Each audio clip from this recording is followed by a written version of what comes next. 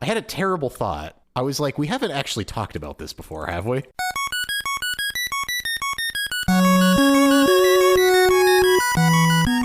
Like we haven't done a Dark Souls retrospective, have we? No, I don't think so. I don't think so either. It's like, part of me was just like, I just like literally like 30 minutes ago, I was just like, oh Jesus, did we already do this episode where we talk about, like, I mean, obviously we're going to talk about Elden Ring, but like, did we already do a Dark Souls retrospective? Like, we didn't, right? Did you look at the podcast site? I'm looking at it right now. I'm currently in the process of looking. I don't see anything that says like Dark Souls specifically, so I'm going to go out on a limb and say that means we haven't done this. But I guess I was just shocked because it's just like, how have we not done that yet? That's baffling to me, considering like how much we fucking like. I think there's probably we worried there's not enough to say potentially. That'd be my guess. And I guess the other thing is, like, I don't think anything's really come out because we started this podcast well after 3 had launched, and we haven't had a Dark Souls or in this case an Elden Ring. We hadn't had a Dark Souls in a while. So I mean, we've obviously discussed Dark Souls at various points during our podcasts. Yes, about video games. So I mean, that happens. Okay, yeah. That's probably what you're probably thinking of, all of that combined. I probably am. So like, crisis averted. But yeah, there was a minor moment of just like, wait a second, we haven't already done like a whole like Souls retrospective, but we have not. So everything is fine. We can continue business as usual. Anyway. But yeah, man. So I mean, I know we're going to talk about Elden Ring, and I know if I ask you, you're going to say that part of what you were up to for the past however long has been Elden Ring. But yes, other than that, what's been going on? I mean, the thing that comes to mind is just because it's recent, I've been watching Severance. Okay. On Apple TV. What is that? Did you watch Parks and Rec? Yes. So it's Ben from Parks and Rec is like the main character, kind of. And it's, again, this is not really a spoiler. This is just like the setup for the show is like, I don't know. It's like, I kind of don't want to say because not knowing would make watching it better. Okay. It's good though. It's like a. Well, I guess let me say this. Sci-fi you said it's show. on Apple TV. It's not on. Is it on anything else? I mean, it's on the internet. True. I guess it's. I definitely have an Apple TV subscription though. Okay. I'm probably, I mean, it's doubtful that I'll watch it. So like, if you want to say the thing to get me enticed, then maybe I will. A company offers the ability to become a severed employee, which is like your work memories and your non-work memories are like separated when you're at work. So like, there's essentially 2 different people, and one of them is just like a work slave. Okay. Interesting. Yeah, because like when they leave for the day, they're immediately back at work in the morning. Okay, I get it. Yeah. It does. Honestly, like, I don't think that's a spoiler because I probably, like, if you didn't say that, you're like, there's a show called Severance and this guy's in it, for Parks and Rec, I would have been like, okay, that's going on the bottom of my barrel. Yeah. No, it should be on. It's really good. I would highly recommend it. Fair enough. What have you been getting up to? So, I mean, I finally. Okay, well, let me say this. So, a while ago, like a number of months ago, I ended up, me and Lauren started watching a show called The Blacklist.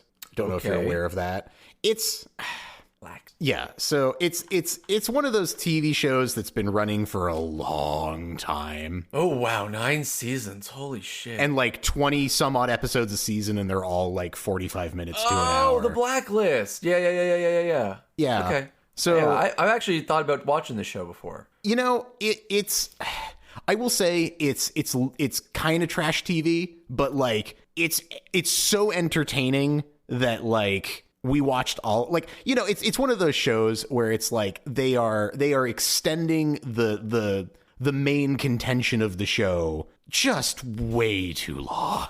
Like, yeah, no, I'm reading the little blurb about characters, and like reading the season 5 and 6 twist here is hilarious. Yeah, it's one of those shows that like deserved 5 seasons and is gonna, like, I think they've renewed for like a 10th or something. Oh my god! So it's like if you go into it to watch it at any point, like just stop whenever you're tired.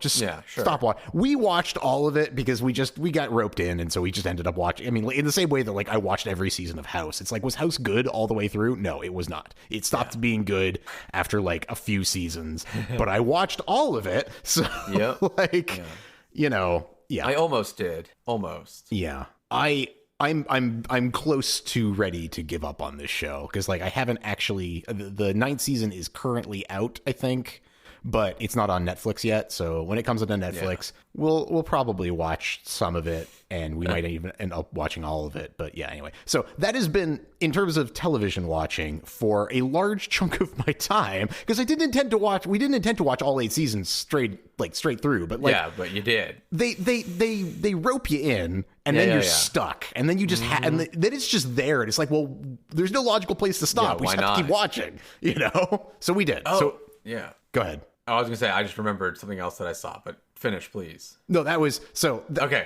yeah. So go to the other things you saw. That I will talk about the TV that I started watching after I finally got unhooked from fucking Blacklist. Well, it's a movie, so go for it. Okay, yeah.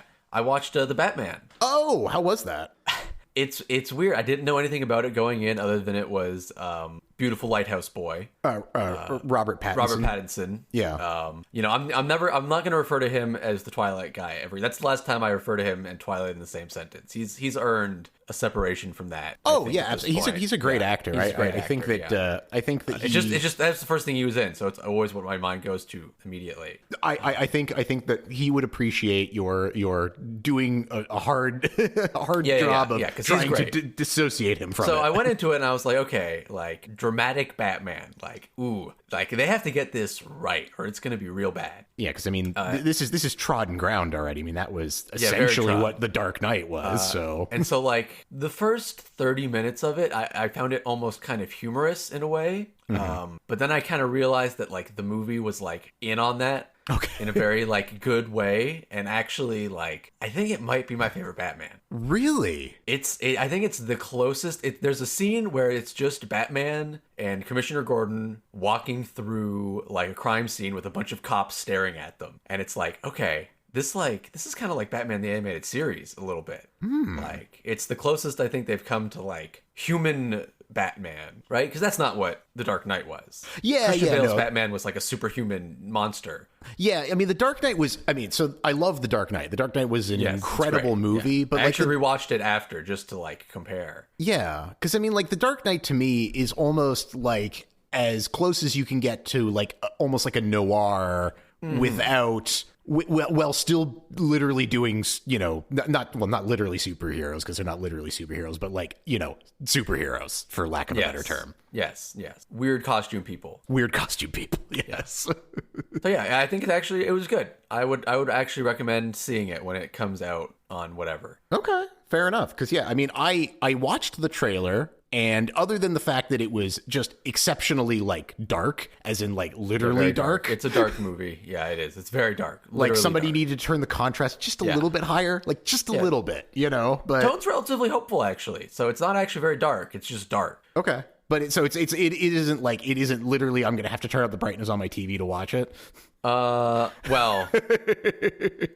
Okay. Yeah, cuz I mean, because when I watched the trailer, I was like this seems like this could be good or this could be shit, Yeah. Like this has potential, but I'll need to see it. So it's maybe our generation's Tim Burton version. That's what I would say. I mean, okay, yeah, in the sense that like everybody finds it really beloved, even though I went back and watched the Tim Burton one, I was like, this sucks. Oh, more in that it's like it is comic booky. Okay. Like but in a good way, not in a bad way. Okay, because yeah, I mean, Tim Burton's like was just. I was like, this. Okay, you've made a movie with a character named Batman who dresses up in a bat suit, but you didn't really make a Batman movie. No, not in that way. I mean, visually. I guess. Because not to turn this into the Batman movie podcast, but like we shouldn't do that. We should do that actually. Maybe that would be fun. Yeah, I mean, I've watched enough of the Batman movies, like of the different incarnations of Batman. I've seen everything, but like I haven't watched Adam West Batman.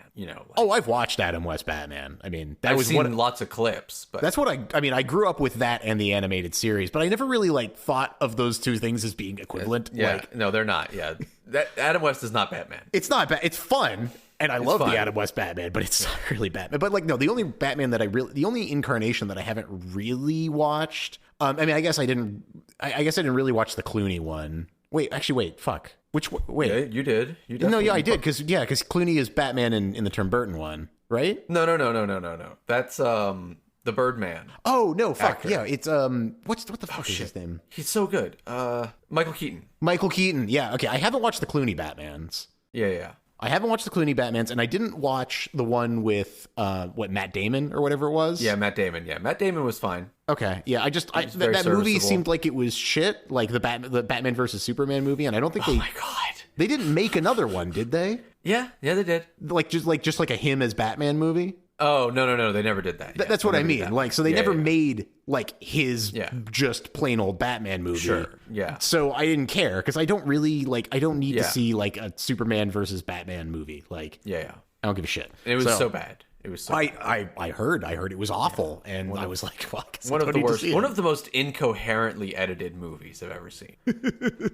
Which is weird because like I'm not, you know me, I'm not like the most detail oriented individual. I mean, if your eyes are even on the screen for 50% of the time, I'm pretty impressed. And so it's just like, it's bad when I'm noticing it. And I'm like, wow, like what the fuck is happening? Like, how did they cut from that scene to this scene and think that was okay? Yeah.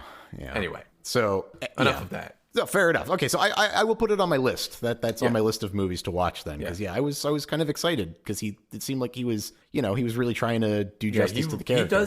He put some good chops in there. Okay, all right. So I finished the Expanse. The TV show. The TV show. Books? Yeah. No, okay. Yeah. Steve. I'm terrible at reading. I'm sorry. Yeah. I'm not a good book reader. So I'm constantly reading things. So yes, you are. You read books like I watch TV, which is probably says a lot about me as a person. But I don't read. No, I read the trashiest shit. It is so that's why I never talk about it because it's like I don't want to talk about it. It's trash. I will just say for the record because I did just make that comment and I think it paints me in an awful light. But like, it's not that I don't like books. I actually like books a lot. I just really don't enjoy reading, mostly because I'm just way too much of a completionist that I feel like if I didn't properly read a paragraph, I have to go back and reread it. And I'm also like way too like ADHD to like pay attention through a whole paragraph. And the combination of those two things makes books infuriating to read. So like I just generally don't, unless a book really sucks me in. But I hate reading. Just like yeah, no, I can understand that. Yeah, thankfully I am both a speed reader and, by necessity of being a speed reader, a skimmer. Yeah. So I just like, I'll read a whole book series and be like, what was the main character's name again? I don't even remember. Yeah, I mean, now to be fair, I do that often with animes because I honestly I'm like, I know what he looks like. That's all that really matters. And then they like refer to him. It's like he's going to be on screen in every scene. Yes, so it's not like I have to memorize his name. And no, then, I do that with anime too, for sure. Yeah. Actually, it's funny. So so let me back up because I'll get to that. Yes. Remind me to talk about that when I talk about Demon Slayer because I guess I'll just say it right now. Yeah. I actually still don't think I remember what the fake character's name of Demon Slayer is. I know what he looks like. Yeah, exactly. Yeah. Anyway, putting that aside. So I watched all of The Expanse. I know you stopped watching The Expanse. I guess just season 6. I haven't seen season 6 and that's it. Well, okay.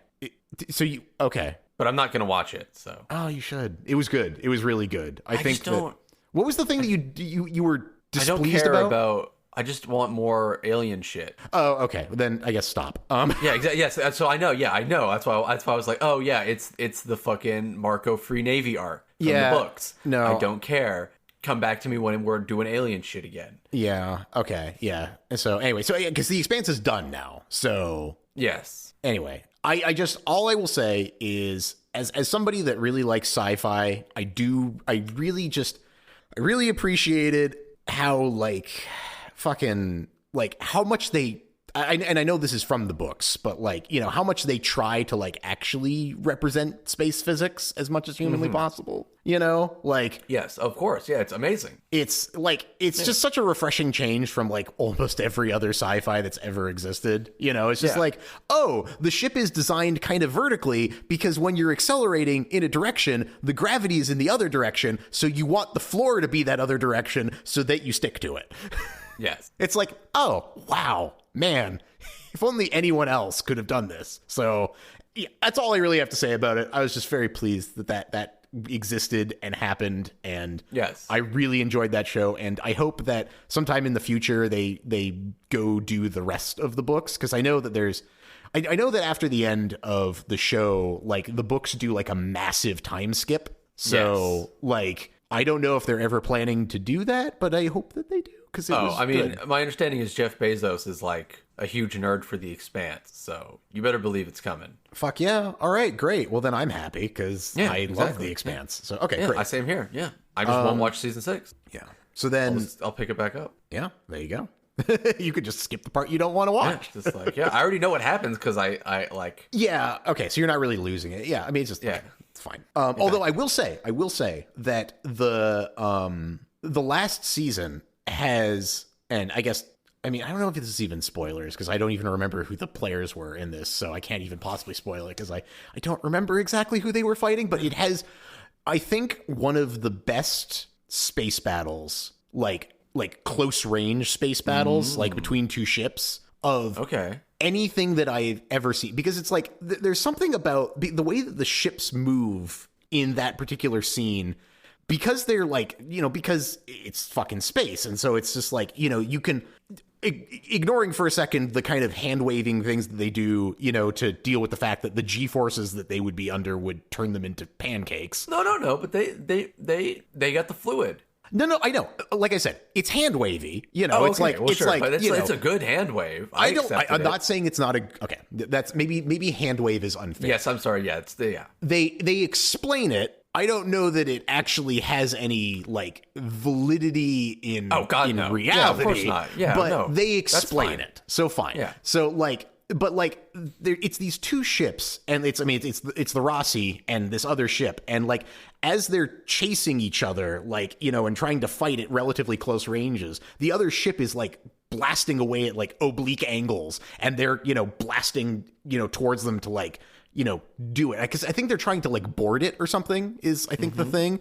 And like, it is the most tense fucking shit I've ever seen in my life. Because it's just like, it's so frantic, and it's so just like, I mean, you could just like feel like how awful it would be to have to like be on a ship doing those things, you know? Like, so I really like, if nothing else, I'll see if I can try to remember what episode it was. Like, you should just watch that scene because it's YouTube, like one of the best things in the series as far as I'm concerned. Yeah. At some point, the YouTube algorithm will be like, oh, you want to watch Expanse videos? Here's all the Expanse videos that we've just been hiding from you. Yeah, there's probably that. Exactly. Yeah. So, and then Then I also finished Demon Slayer. Then I also finished Last Kingdom. Oh, okay, sure. That's the Viking show, right? The fucking whatever, the Danes during like Middle England or whatever the fuck. Yeah. Did you watch any of that show? Nope. Oh, okay. I don't know if you care. I almost did. I got very close to watching it. I don't know if you care at all about historical fiction, but like, I do. Yeah, I actually like it a lot. Oh, dude, you have to watch it. Okay. Like, you legitimately, it is one of those shows that got better with every season. Wait, historical fiction. Historical fiction. I still like period pieces. So because it's pretty historical. Like, they get the beats correct, you know, for the most part. Like, I think that it's like, you know, the kings are the right kings and the queens are the right queens, and the people that fighting the people are the right people at the right times. Cool. But like, the story follows a clearly fictional character. Yeah. It's a drama. But it's really good. Okay. Yeah, sure. It is one of those shows. It gets better with every season. Like, it is legitimately like, because I think they get more money, you know, and like over time, like, and instead of just using that to like, you know, fucking be idiots and like make the show worse, Like, Yeah. they actually put the money into making the show just like better in every way. And it's done now, so like you can cool. watch all of it, and I think it is absolutely worth watching. So I highly recommend. Yeah, it might be a while till I get to that though, because I did literally like an hour ago I started watching Downton Abbey, and I think I might love it. So Nice. That's on Might be a Netflix, while. isn't it? Yeah. That's what I'm watching on. Yeah, cool. But yeah, so then yes, I did watch all of. I guess I'm caught up on Demon Slayer. Cool. Yes, nice. Yeah, so that one was, and yes, I don't know the main character's name, but gosh, was it fun? So Yeah. I mean, red-haired green patch boy. yeah, exactly. It's good enough, right? It's totally good enough. Yeah. He's got the sword and he does the things, and it's great. If they're not saying their name like 6 times an episode, then you're losing me. yeah, like the sister's name is like Neko something, maybe. Yeah, Neko. I think Niku or I don't remember. there's an actual. It's not just Neko because that's cat. It's not just. I know that it's like Neko's. Whatever. I know. Yeah. Yes. So like Bamboo Mouth Girl. Bamboo Mouth Girl. Yeah. I mean, it was honestly like it wasn't the best thing that I've ever watched, but like it's good. I enjoyed it. Yeah, and it doesn't insist upon itself. No, it's God, just. I can't believe I just said that sentence, but you know what I mean. You know what? I knew exactly what you meant when you said it. Yeah. But it's like, hey, we're Demon Slayer. There you go. Yeah, it's like, hey, We're out. it's a shonen anime, and it's not like padded out to all shit. It's like, okay, cool, thanks. Yeah, exactly. It's very cool of you to do that. Always nice when an anime does that. Yeah. It's like, yep, we're not gonna fuck around. But what I really want to talk about, I mean, we don't have to talk about it. But No, what I sure, really want yeah. to talk about is I literally last night just finished Gurren Lagann. Oh, nice. Okay. I don't know if you've ever watched that. Yeah. I used to feel very strongly negatively toward Gurren Lagann. Really? But it has been many years since I've genuinely held any actual opinion on that anime. Did you No, watch all of it? No, I stopped very early, in fact. See, that's your problem. You got to Well, I just, watch all of Gurren Lagann. Yeah, I'm trying to remember what my reasoning was, and I think it was something along the lines of just I didn't want to watch another infinite power-up show. And I know it's the problem is it's supposed to be the quintessential infinite power-up show that it's supposed to be a deconstruction, I guess, of the infinite power-up show in a way. I mean, but it does the same thing that at least I think it does the same thing as Kill la Kill does, in that Kill la Kill is supposed to be a deconstruction of the And by the way, don't spoil Kill la Kill for me in any way, because I'm about to start that next. Yeah. It's supposed to be a deconstruction of the Sailor Moon genre, essentially, in a way, kind of ish. Okay. And it's but in doing so, it well, okay, I guess ecchi more. But anyway, in doing so, it just is the thing that it's trying to deconstruct. It fails because it's too, I don't know. Anyway, that's, like I said, it's been a long time, so I don't really have a strong opinion on Kill la Kill anymore. But that I think that was something like that. So let me hit you with why you should watch Gurren Lagann. So first of all, yes, it is the quintessential infinite power-up anime. After just finishing it last night, yeah, I know. It's universe versus universe at the end. Yeah, it gets out of hand. Yeah. But the big punchline is, Evangelion or Evangelion. Which one is it? Evangelion. Yeah. Okay. So Not that on. Well, I mean, whatever. I don't know either, really. So Evangelion. I don't think it's on. I mean, I know it's spelled that way. Evangelion. Yeah. Evangelion. Anyway, I'm sorry. What? Evangelion. Evangelion. Yeah. You put the jelly on, Stephen. Yeah. Okay, put the jelly on. You know what? Hang on. Let me actually, because it's evangelical, right? So it's Evangelion. It's Evangelion. The end. I mean, I don't think that's correct. I'm drawing my line in the sand. That's I think how it's I'm the way going the with. creators want to pronounce it, but whatever. Sad boy giant robot anime. Yeah. So Gurren Lagann is the fucking uplifting, happy version of that show. Yeah, it's everything that the other one is not, because it's fucking And that's why I think that you'd, because like for all the comments that you've made in the past about for instance like that Flower Kings album, it's like fucking every album is like, you know, it's fucking sad and like kicks you in the nuts, you know, and then Flower Kings is like, you're beautiful because you exist, you know. That's Gurren Lagann. Gurren Lagann is that, and it rocks, and it's super uplifting and like self-affirming, and like you should fucking watch the living bejesus out of it. It's great. Sure. So that's okay. that's Maybe I'll that's give it another chance. Yeah, that's what, and like that's why you should watch it. So okay. Anyway, that's fucking that's what I've been up to show wise. I also, by the way, I started a SoundCloud. Fucking did cool. it. Yeah, drop that shit. Yeah, I will. It's out there. I mean, it's all the shit you've already heard, but you know, I will post new music on there from time to time when I come up with it. So yeah, there'll be a link down below. Yes, fucking link in the comments. We'll put a link on the fucking site for it if you know, fucking link it up. But yeah, man, other than that, the other thing that I spent the last fucking month and some odd on was Elden Ring. Did you want to talk about that a little bit? Yeah, I think we could talk a little bit about Elden Ring. You know, I already have 120 hours in it, so, you know, doing good. So you don't love it, is what you're trying to tell me. Only 120 hours. It's great. It's really good. It's the kind of game, like, I still play Dark Souls from time to time, so it's like I'm in no rush. Mm-hmm. I will be playing Elden Ring forever, probably. Until they like don't have servers for it anymore. When Steam is gone. Yeah. And the private servers have died. So do we want to start there, or we want to work our way back up to Elden Ring after talking a little bit about I don't really know where we should start. I mean, we could just dive into Elden Ring and like let ourselves tangent off. Yeah, that's fine. So let me lay this on you then, is like, because one of the big things, I mean, I think we talked about this a little bit, and I think you shared my concerns possibly, or at least acknowledged them, is that basically like, okay, Elden Ring is just going to be Dark Souls 4, which I think I recall myself saying that it was like, okay, it's going to be Dark Souls 4 and that's fine, whatever, you know, but like, I'm trying to remember, did you kind of have the same feeling when you saw the initial kind of like gameplay trailers? Of course. Yeah, it's Dark Souls. Do you still feel that way? I do. Okay. Yes. Yeah.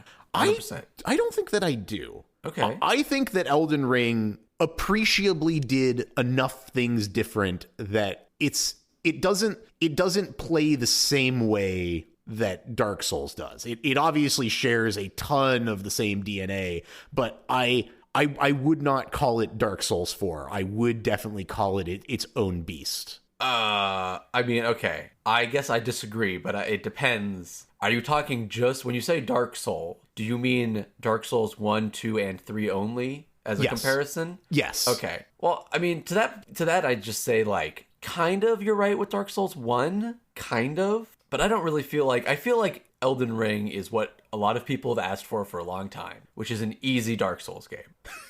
But like, it's not that much easier. It's easier to figure out how to make it easier. I know that's a terrible sentence, but like, because what you're talking about is like, because of the way it's structured, right? The levels and like the open world, it changes the experience of playing through the game, because you're like, you can get more overpowered, I assuming is kind of what you're getting at and stuff like that, right? Well, so, you know, that certainly has an effect on how I played the game, but I actually, and maybe this is, and I'll be interested to hear, because I don't think you had the same experience, but to me, one of the things that I found interesting about Elden Ring, I mean, so first of all, let's get the obvious thing out of the way. Spirit Ashes, I think, are a fairly fundamental change to how a lot of the encounters are structured in the game. Like, I get the impression that the Spirit Ashes are meant to be a constant part of your build. You know, that they're not like an, oh shit, you know, fucking summon them when like I really absolutely can't beat a section. It's like, oh, if you can summon them, in most cases, it's sort of intended that you do. I don't know what you think about that comment. Kind of, I agree with you. Yeah, I mean, yes. But also, sure. Here, let me try and back it up, because one of the things that I noticed really early on in Elden Ring is I was coming across like groups of enemies that I just had to run past, because there's just way too fucking many of them, and like it was just completely unfeasible to fight them. You know, like specifically in areas where you couldn't use a horse. Because I'm going to say right now, I don't know what your Elden Ring experience was, but my Elden Ring experience was on horseback whenever possible. You know, I will say that I learned that not soon enough. Okay, yes, that we should just talk about our respective gameplay experiences maybe first to like get a baseline. Yeah, Just, okay. like, Hit me with it. Hit me with it. okay. Strength stacking, health stacking, endurance stacking, dual great hammer, ride on a horse, no magic, always prioritize upgrade materials over everything else. Find upgrade materials first, then fight bosses and enemies. Like, avoid combat whenever possible, but otherwise, like, I'm playing Mountain Blade. With just me and a big ass hammer. And that's pretty much it. I explored a little bit, but like I pretty much just relied on the map to like, okay, this looks like a place. I found the map and like I'm gonna mark all the like building looking thing, and like that's pretty much all the exploration I did. I didn't like search through the environment very much either. And so I've missed a lot, I'm sure. But yeah, and I also always summon Spirit Ashes. Always. As soon as I could, I was like, yep, doing this every time. I'm not a hardcore Dark Souls guy when it comes to the single player, so I was more than happy for the Spirit Ashes to exist. And it's like, oh yeah, great, I get a free summon. Okay, fair enough. Yeah. So what'd you do? I wasn't that different. I mean, so I stacked like Dex and Vigor because I did a Dex build. So I stacked Dex and Vigor. So you also went full melee. That's okay. I also went full melee. Yeah. I stacked Vigor and Dex kind of alternatively up to a point, and then after that point, when I felt like I wasn't getting one-shotted anymore, I just dumped everything into Dex. Yeah. Oh yeah. I mean, yeah. Of course. I guess I knew this already, but you did know it's this. Good we're going but for over the audience, yes, who's unaware. Because I know that we literally played Elden Ring together. Yeah, I know. We literally played Elden Ring together. I'm just remembering, like, oh wait, I know what Jason's build is. Yeah. So it's okay. But yeah, for the audience's sake, what I did. And so then, other than that, yeah, I mean, I also prioritized getting upgrade materials and upgrading my weapons. And then, I sometimes I would try a boss like on my own, like one time just to kind of see what they were about. But like I didn't do that often. A lot of times I was just like fucking summon, just like let's go. But I guess so. To that point, the other thing that I was going to mention, because one thing you'll notice that I didn't say I put any points into was fucking endurance. Oh, okay. I think to me, other than the Spirit Ashes, which the Spirit Ashes I think are a big change, but they're kind of an obvious one, and like you could almost call that a gimmick. I don't think it's a gimmick. I think it is kind of a fundamental change to the way that you're intended to play the game. But I'll put that aside for a second. Is I felt like stamina was really, really de-emphasized in Elden Ring. Like, to the point where I hardly ever felt like I was lacking for stamina past the base. I think I put 1 point in because I couldn't hold some equipment that I wanted to wear because I wanted to wear. By the way, I guess I didn't say this at the beginning, but obviously this is going to be a spoilers all discussion. So, spoilers for everything and everything regarding Elden Ring, Dark Souls, Bloodborne, Kingsfield, Armored Core. Yeah, yes, the whole thing. Yeah. I wanted to wear Blythe's full armor set and also carry dual katanas, and I was like 1 point of endurance short of that, and I was like, all right, fine, I'll throw a point of endurance in there. But like otherwise, what I found playing a Dex build, and maybe you had a completely different experience and a more like normal to us Dark Souls experience as the kind of standard strength build, is like because of how frantic the enemies are, I was very rarely getting more than a couple hits in anyway, and I wasn't using up my stamina, It's just like, and because stamina, like, outside of combat, like, you can sprint as much as you want, so it's like I wasn't hamstrung there, and like otherwise I was killing most enemies in a couple hits. Like, I never really felt like I was hurting for stamina in the same way that, like, in Dark Souls, it's like stamina may as well have been my fucking health stat. Like, once I had enough health to not, like, get instantly smushed, like, I was putting tons of points into endurance because it's like, I want to be able to swing my sword 3 times. So let me ask you this. Were you using any of the, like, endurance talismans or any of the turtle shell or anything. Yeah, I mean, I used Erdtree's Favor, +2. Like, so for a while I used, what is it, Radigan's Sore Seal or whatever it was, which I know gives you stamina.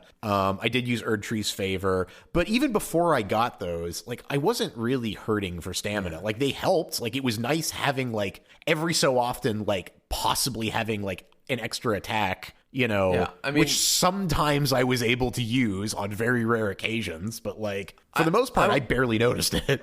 Yeah, I would say honestly that this is something that I found since Dark Souls 3. So just because of the rate of how stamina regenerates and because how low the stamina cost for rolls are, you're almost never in a situation where you can't roll, right? Yeah. So, yeah, I would agree to some extent endurance is I don't think that's new, though. I think that's a trend that's been happening. But as a dual-wielding strength man, I did find stamina to be very limited. Okay. I often, in a boss battle, I had to do the, okay, I just need to, not take my attack on this opportunity and let my stamina bar go back. Because, 3 swings of my weapon and I have 50 stamina or 50 endurance and my stamina bar's gone, right? So with the strength weapon, you will find that it goes, I think, still. Okay. And so maybe that's the difference here is because I'd done a dex build and I don't think I've ever really done a dex build before. Yes. I was having a different experience. Yeah. Mm-hmm. And then on top of that, the fact that stamina, because it doesn't regenerate, because it doesn't deplete when outside of combat, I just felt like I was just I was wealthy with stamina. I was just fuck it, I got stamina for days. Here, take some stamina, peasants. And they do start you with a lot of stamina in this game. It feels like they start you with a good hefty chunk. But even I'm making a wizard right now, and there's often times when I still have mana and I've run out of stamina, and that's my limiter for spells. So probably just the fact that it's dex, and dex is bullshit, cheaty. Yeah, I didn't feel that way. I felt like it was exceptionally hard to play that game. Yeah, no, it is. Yeah, staggering is. They have changed things for sure in Elden Ring from Dark Souls at least. Staggering is way more emphasized. Yeah, I guess that's maybe what I'm latching onto is I feel like the pace of combat was way different in Elden Ring to other. It still had. There was still obviously a clear lineage between Dark Souls and now, but I feel like everything that they had done with 3 in terms of turning up the volume on how fast and kind of I don't want to say janky, but kind of fake. They doing a lot of janky. fake outs. I'll accept janky. Okay, janky then. Janky. I always thought that Osiris, the Consumed King from Dark Souls 3, was that was a herald of the bad things to come, and they continued to have made bosses that just spam attacks in semi-random fashion, and it's okay, whatever. Yeah, but I feel like they did, and that maybe that's okay. I'm trying to coalesce my argument here because I think that Dark Souls 3 did a lot of those same things, but then kept the combat kind of Dark Soulsy. It's I still felt like I was running out of stamina, unless I was putting points into it. I still felt like I was a little slow compared to something like Bloodborne, and I still felt like even though the pace had increased, it still wasn't I didn't feel like I was fast enough at times to deal with what the bosses were throwing at me, and I basically just had to back up and wait. Whereas I feel like the choices that they made in Elden Ring are kind of what they should have done in Dark Souls 3, and what makes me feel like the combat had a different flow to it, because the fact that I at least, and again, I'm willing to discount that I didn't, because I had a different experience with stamina, that maybe that wasn't as much the case. But I felt like I had more stamina, so I didn't run out as often, and I felt like I could keep pace better with the bosses. And I also felt like the bringing in Spirit Ashes and really emphasizing them as part of the build, in the sense that the enemy doesn't get the boss doesn't get a health increase for them because they're meant to be summoned. They're meant to be part of the fight. And so those frantic attacks don't bother me as much, because if I have a Spirit Ash over there, tanking some hits for me, or drawing aggro from the boss, it creates openings that wouldn't have otherwise been there and allows me to actually fight the boss. Yeah. Because I don't disagree with anything that you said there. Because in that fight with Marguerite, you know, the first like few times I fought him, I was like, you know, I was just fighting him solo because I'm like, oh, I'm a Dark Souls veteran. I can beat anybody. I'll just fucking, and like he just kicked my ass like up and down fucking Main Street, you know, a lot, you know, like to an embarrassing level. And then I summoned the fucking first I tried summoning the wolves, and they were okay, but they didn't really do what I needed them to do. But I summoned the fucking jellyfish, and oh my god, then everything fucking clicked. I was like, I get it now. The fucking jellyfish draws the aggro, so I can hit him in the back, and then I run away, and the jellyfish draws the aggro again, and I hit him in the fucking back again, and the jellyfish has tons of health, so it can like last the entire fight. And I was like, oh, spirit ashes are my friends. Yes, I mean, yeah, they are. They are your friends.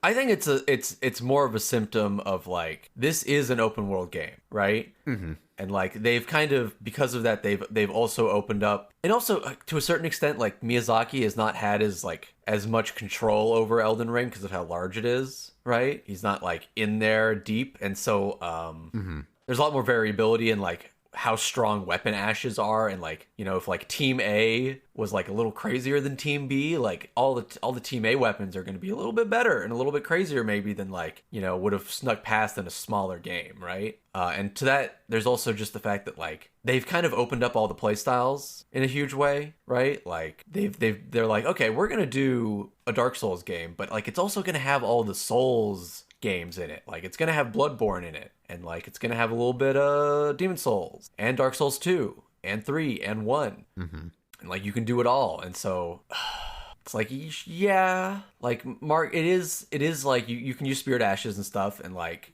the bosses are very, very possible to fight that way. But like it also might be just that, you know, you haven't played Elden Ring enough, because I co-op on Margit all the time, and it's fine. He's not too bad now. Like I understand what his moveset is, and I'm not so like overwhelmed by him anymore. It's like, okay, you're gonna do this, and then you're gonna like hold your sword above your head for 5 seconds, and I'm gonna hit you like 3 times in that period. Yeah. So I think, I mean, you know, how many hours do you have in Elden Ring? Just shy of 70. Yeah, exactly. Yeah, and I have like 120. It's nothing. Yeah, I mean, okay. Let's also get one thing out of the gate right here is like, I'm not a pro gamer. Like I am competent at the Souls series. Like I can play them, you know, and I've beat all of them with varying degrees of summoning, but I have completed all of the Souls games. I do not put the amount of time that you put into Dark Souls, and you don't put the amount of time that like the truly good people at Dark Souls put into Dark Souls. Correct. Yes. But like you are objectively better than me at Dark Souls. Like that is not even a question. It feels a little bit harder than the previous Dark Souls games. I agree with that, but not like it's like you're fighting mid-game bosses at the early game, and then it plateaus a little bit, I feel.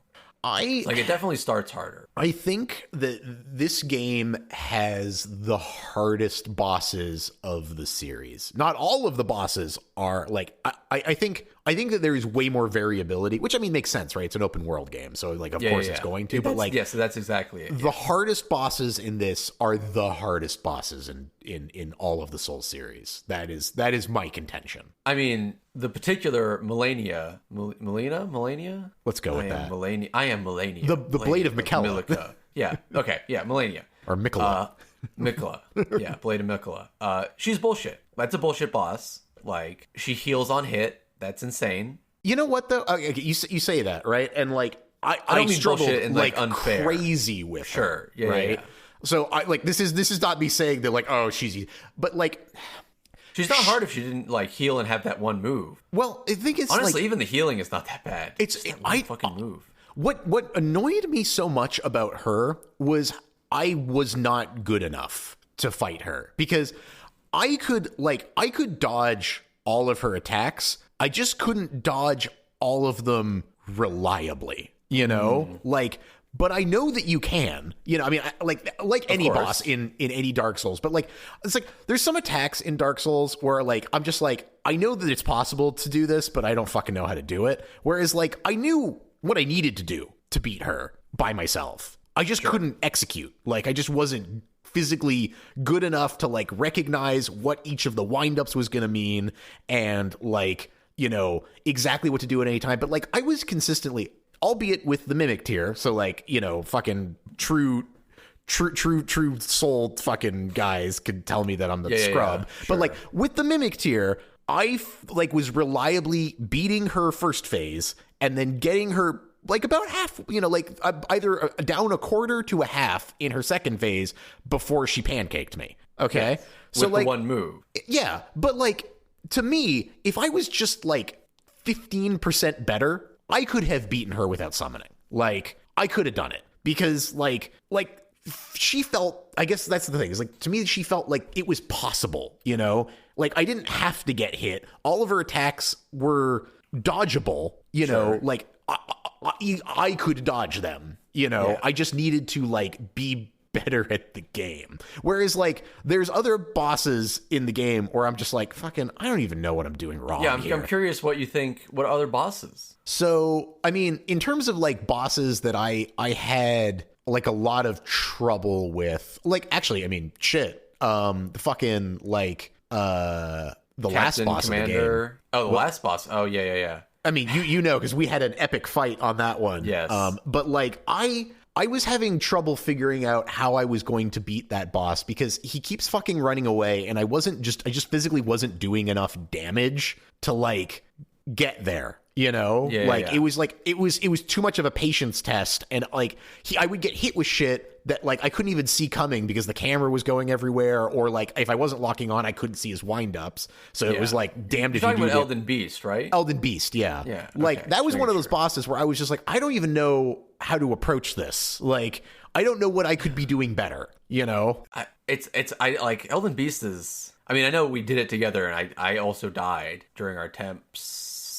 I think. Yeah, you were doing more damage. That was your big thing. Like you and your tier were just physically doing more damage. Yeah, this game more so than any other game in Dark Souls lets you actually fight on even terms with the bosses, which that is probably the biggest. Like for me, I guess I kind of feel the opposite, and like you're kind of saying that you think it's harder, right, than the previous Dark Souls games. Oh yeah, yeah. Whereas I say kind of the opposite. Ultimately, is that like this seems like the easiest of the Souls games so far, with maybe the highest difficulty spikes. Right, it's definitely not the smoothest difficulty curve, but I felt like I could outplay the game. Right, like I could, without having to like fight better, I could just come in more prepared than I've ever been able to come into any other Souls game. Right, like if I wanted to fight, I don't know, Seath and be really over-prepared, like there's a limit on how over-prepared you can be for Seath, whereas like I don't feel like there's a limit to how over-prepared you can be for everything before the giant area. Essentially, it's like once the giant area hits, that's where the spike hits and things get crazy again. But like before that point, I was kind of like, oh man, I accidentally like broke Elden Ring because this is just really easy. Like I'm just like, I walk into a fight, I summon my mimic tier, and then we like both double smack it with hammers for like 30 seconds, and then it's dead in like 2 health flasks. I think what I'm hearing is that I picked the wrong time to stray away from Unga Bunga, hit them with 2 hammers. Yes, exactly. Yeah, they made staggering so good and heavy weapons so good in this game. You definitely chose the wrong time to move away from Unga Bunga because it made the game real nice and easy. Yeah. I was just like, oh, I'll do a dex build this time. Yeah. I guess that was a fucking... Honestly, like, I think what I could have probably done better is I think I could have actually gone, like full bleed and, you know, did like did like a dex arcane or whatever the fuck it is. Well, like because status effects are like, that's what you care about in Elden Ring. Like that's another big change. It's like status effects are now like kind of required. Required is a strong word, but like they mean if you're not more. using status effects, you're losing out. Like almost every weapon. It's like if you're using a weapon that doesn't do status effects, it better be doing a shit ton. Just a ridiculous dump truck load of damage. Yeah, because you kind of made fun of me a little bit, which perhaps warranted, although I did check it both ways and I was doing way the fuck more damage. Is like, because I had leveled dex to the max. Like I had... Yes, to 99, yeah. That being said, because I tested a couple fights on it, like, because I respect, played it for a while, and then I ended up respecking back to 99 dex. or 98 or whatever the fuck I was at. But like with dual katanas and the mimic tier, the amount of damage that I was getting off of the bleed effect with 99 dex was significant. Like that was how I was able to like get decent like solo fights against Melania. Is like, I mean, me and the tier would like hit it with the dual katanas and proc bleed, and also she gets staggered from the katanas, which was useful. But you sorry, I was just gonna say, like, so like we would stagger her and do huge amounts of bleed damage, and like we could chew through her pretty fast, you know, like especially her first phase. It's just like that second phase, it's like, first of all, my tier would die, second of all, I just wasn't good enough. Well, bleed is still a status effect, so no, I 100% agree. I should have gone, I think I should have gone full bleed. I think that would have been more correct. I should have, because the guy that helped me out with her, like he was doing I think Rivers of Blood, of course. And I think he was also, or if he wasn't using Rivers of Blood, because I don't remember if you can switch the whatever, the ash on that or whatever, the Ashes of War. I don't think so, because he was definitely doing seppuku or whatever. Oh, yeah. I think it's just another sword you pull out for that, yeah. Okay, so he might have been doing, and like, I mean, he was just doing obscene amounts of damage. Yeah. It's definitely the most, I mean, it's like Dark Souls 2 levels of broken, where it's just like, there's so much shit, they just put so much into the video game, right? That it's just like, of course there's a bunch of like ridiculous broken interactions. It's Path Exile, you know? It's just like, oh yeah, like, of course you didn't think of like, these two obscure things being combined into some sort of deadly, you know, death dance. Well, and you know, I mean, that actually gets to another thing, right? Like, I didn't really even think about it, but that's, again, kind of, and you're right in saying that it is partially a symptom of the open world and just the fact that the game is just so much bigger than any of the Souls games before it. But like, I feel like the build of like options, like, oh yes, oh yeah, are like, again, it just kind of like, it made more play styles viable in a way that, like, I mean, anything was viable in Dark Souls in the sense that, yes, you can beat the game blindfolded at soul level 1 on a DDR pad, but that's not for us mere mortals. Whereas, like, you know, there was like viable in a way that actual people could play the game. Yes. No, it's definitely, I mean, like I said, I think it's the easiest Souls game so far. Like, in the fact that like your ability to use outside knowledge of the game, or outside, but you know what I mean? Like, if you go to a wiki and read the wiki for Elden Ring, you will become more powerful than you could be reading the wiki for Dark Souls 3. That's essentially, in a nutshell, what I mean. Just like, fucking Elden Ring Sith Lord. Yeah, you don't need to like be good at Elden Ring.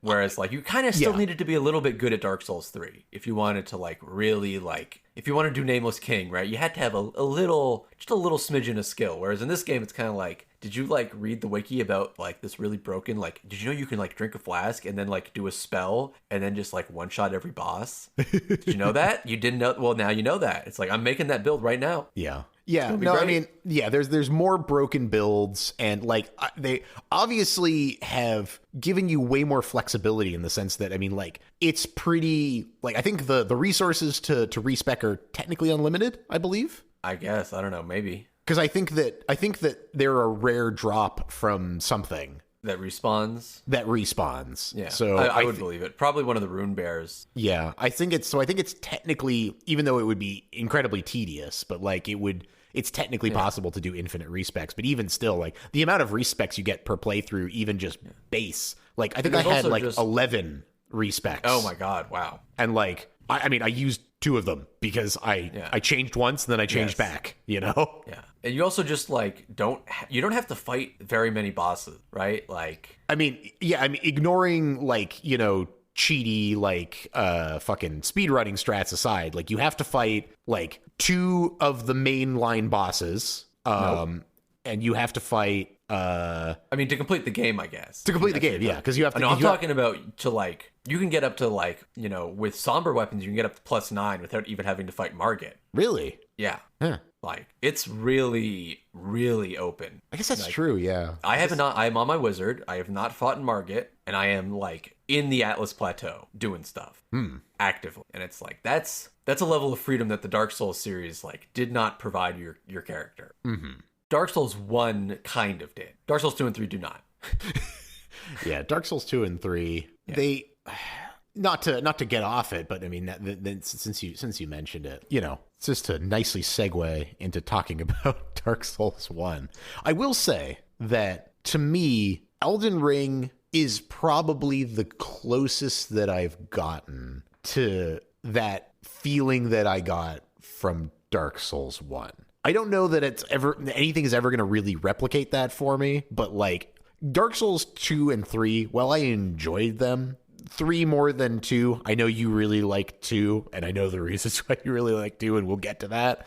Like I enjoyed 3 because 3 was like, I mean, 3 was a little bit more of a return to form, but it wasn't quite there. 2 is just a fucking it was interesting, but God, it was a fucking mess. But like there, and I'm going to make a disclaimer here because I'm about to say some things that are probably going to annoy some people who have played games that I have not played, but understand that this is my personal experience because Dark Souls was the first game that I played that did these things. So I understand that Kingsfield did some things before Dark Souls. I understand that Metroid and fucking Castlevania did some things before Dark Souls, right? Like, but I didn't play Castlevania, I didn't play Kingsfield, and I didn't play Metroid. So can you hold your thought for a second? Because I don't feel like we're going to organically hit Kingsfield at a better time than this. Okay, go for it. And I do want to just say something about Kingsfield. Say something about Kingsfield. It's like when we talk about our overall impressions of Elden Ring more in depth, like I want to make it clear that like, you know, Kingsfield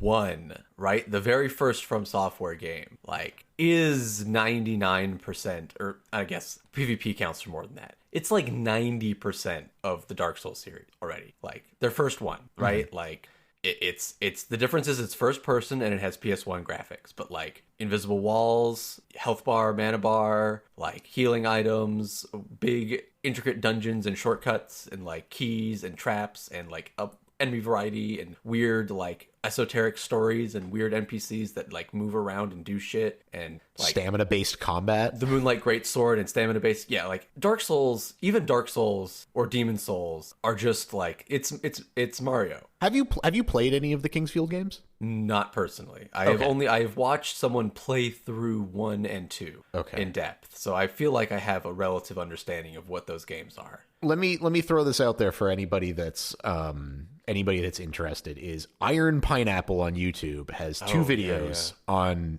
Kingsfield. He has one on Kingsfield 2, which for everyone in the US and basically everybody, actually anywhere but Japan, Kingsfield 2 is Kingsfield 1. Kingsfield 1, yes, that's right. Oh yeah, that's right. And then he has a video on Kingsfield, the like ancient city or whatever, which is technically Kingsfield 4, even though it's Kingsfield 3, even though it's Kingsfield the ancient city. Yes. So like he has 2 videos on Kingsfield. I watched them a couple nights ago in preparation for this podcast, just to understand what Kingsfield was.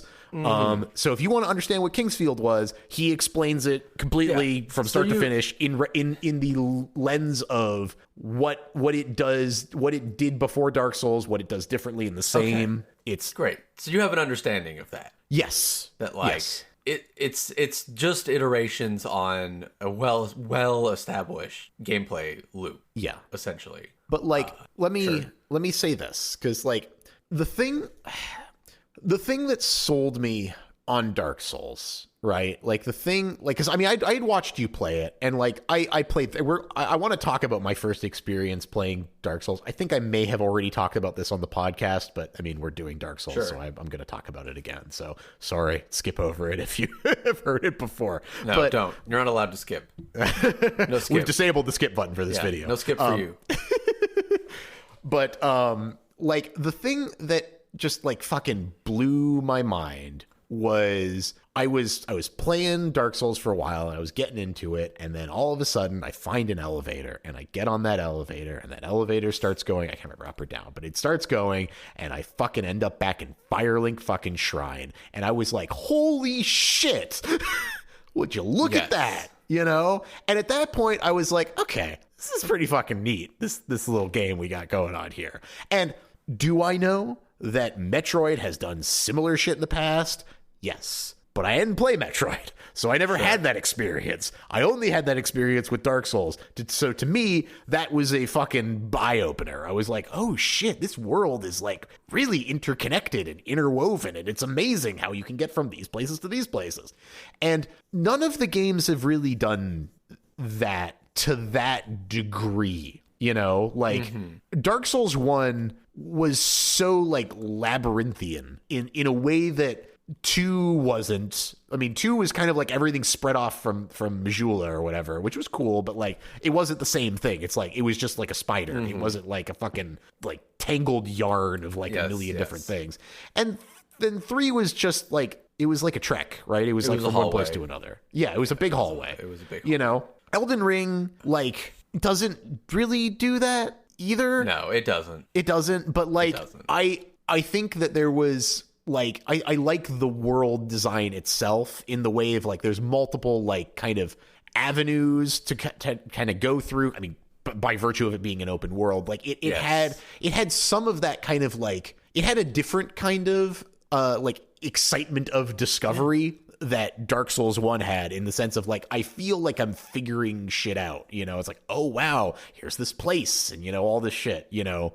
Whereas like the rest of the Dark Souls series like just kind of like lacked that real sense of like kind of wonder that Dark Souls 1 had, you know? Like Dark Souls 1, and I think just in general, like I think FromSoft for a while, even in like the Armored Core series, has gotten a really good grasp on scale. Yes. Like I would 100% agree with that. Yeah, you know what I mean, right? It's like you see something huge off in the distance, and like you get up to it and you're like, holy shit, I did not realize this thing was big, but it's unbelievably massive, actually. Yeah, and it's like they really heavily use that like hard depth of field, which like could be very corny, but they use it so perfectly to represent like, this shit is far as fuck away, dude, and it's big, you know? And like I'm just thinking of that one like very early on Armored Core 3, I think, even mission where it's just like you're approaching a giant tower. And it's just like wonderful. Just they have such amazing. Yeah, you're so right. And like I think it was a genius decision on the part of FromSoft to make the Erd tree like visible from everywhere. Yeah, I mean that's I don't know. That seems like I guess maybe it just seems so obvious in retrospect. Sorry, right? let me say that a different way. It was a genius idea to have something like the Erd tree that is visible from everywhere. Is the correct way to say what I was trying to say. Yeah. Like they could have not had something like that, but the fact that they had something like that, because it's like you see it and you're like, oh, this thing's big as fuck, you know? And then you get closer to it, you're like, no, this thing's really big. And then you like get close to it, you're like, holy fuck, this thing is big. And then you get right up to it, you're like, Jesus Christ, this thing is huge. Like you can't even look up high enough to see it. Like that's a good point. That is something that a lot of open world games do lack. Yeah. Like even another open world game, which I think Elden Ring, I don't think Elden Ring could have existed without, is Breath of the Wild. Breath of the Wild. Okay, good. Yeah. I was going to mention it if you weren't. Yeah. So like, and Breath of the Wild is great. And like, it has that same kind of like, oh, you see that place, you can go there. But like, it never had that same sense of scale. Whereas like, I see something in Elden Ring, and because I'm used to Dark Souls, I was like, okay, well, I'm going to be able to go there. But like, because the distances are so much further in Elden Ring, I got a little bit of that same Dark Souls 1 sense of awe, like when you see like Anor Londo and you're like, oh shit, there's this big ass fucking place. You know, it's like in Elden Ring, it was like, oh my God, like I'm not even close. Like I keep approaching this thing and it feels like I'm getting really close to it, but I look on the map, I'm like, oh nope, it's still far as fuck away. And and then, you know, like it just like there's something about that. There's something about that like they do so perfectly.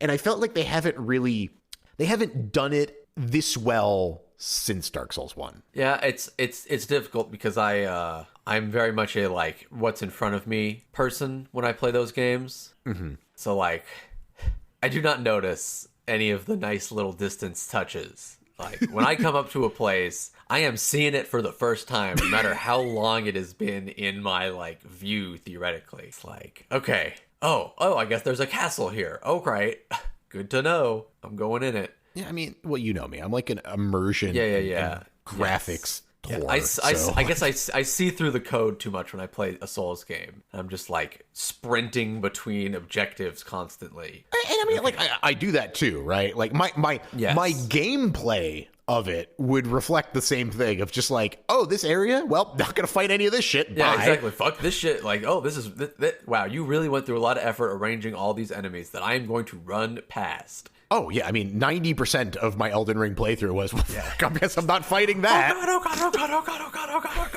God. Yeah. But, like, yeah.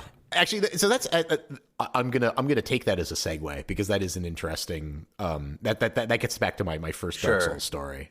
So I have to tell it. But, because when you would first, actually, even back up a little bit further, I remember being in the GameStop in Carolina Place Mall and looking at Demon Souls, because I know it had come out recently. And, you know, that almost was both of our first introduction to the Dark Souls series, had you not talked me out of buying it.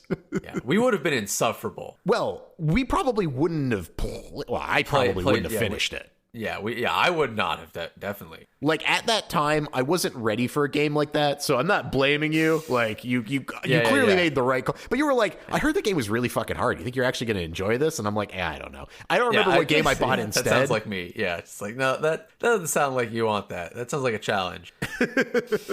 So I did buy it. And I never played Demon Souls, and so I never really got into the Souls series. And then, like, all of a sudden, you were like, hey, so I decided to play Dark Souls, and it fucking rocks. And you were showing it to me when I was, like, you know, down for Christmas or something. Okay. You know, and you were, like, showing it to me, and I was like, oh, this is an interesting little game. And you were showing me all these, like, bullshit exploits of, like, how to kill a boss by throwing a fucking, you know, poison thing at it instead of fighting. And I was like, oh, okay, I see what's going on here. Yeah.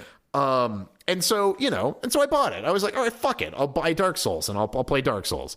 And so I boot it up and I make my character, and, you know, I go through the first little bit, and, like, I struggle a little bit on the Asylum Demon, but, like, you know, I beat him, you know, or whatever the fuck. Was it the Asylum Demon? Is that Dark Souls? Mm-hmm. Or is that Demon Souls? What's Demon Souls? Demon Souls is a different one, but it's the same fucking guy. Anyway, the Asylum Demon. I beat him. Yes. And I was like, great, fucking flying high. Everything's fantastic. I had the Firelink Shrine.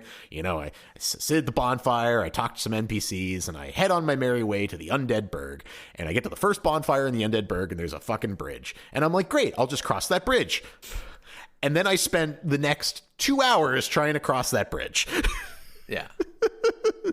And that to me, that bridge was the hardest boss that I have ever fought in Dark Souls, because I did not understand the game yet. Yeah. Mm-hmm. Like, I was still very rooted in the mentality that it's just like, okay, you know, there's a bridge, and at the end of it are some dudes, and I definitely have to fight them, and I definitely have to, like, be careful. And then at a certain point, like, after I'd killed them one time, because I finally, after, like, forever, managed to kill those two guys. I managed to kite them from each other and fucking kill both of them. And then I died to something, like, just up ahead. And I was like, God fucking damn it. So then I just sprinted past them. Yeah. And they didn't hit me. And I was like, oh. Yeah, exactly. Yeah. And that's when I learned that the most important lesson in all of Dark Souls, which is, yes, you can run away from your problems. Yeah, you can just run. You can always run. You can always just run. Yeah, and I've never stopped running. I just never stopped running from my problems. It's like it's you run from enemies and then you circle left on bosses, and that's been true since fucking Kingsfield. Just like they just made the graphics better, put a 3D camera in, some online features, and like there you go. And now they've implemented an open world. And it's like, I respect the like ability to like so incrementally and change your games, because I'm not going to say improve, because I don't think the playstyle of Dark Souls 3 was as good as the playstyle of Dark Souls 1. I don't know. I'm fine with how Elden Ring plays ultimately. Yeah, I mean, that gets back to, so like, because I agree with you, right? Like, when you said change, not improve, I think that Dark Souls 1 was perfect how it was. Like, it was... Yes, exactly. Like, it was slow, but the enemies were pretty slow generally. The bosses were pretty slow generally.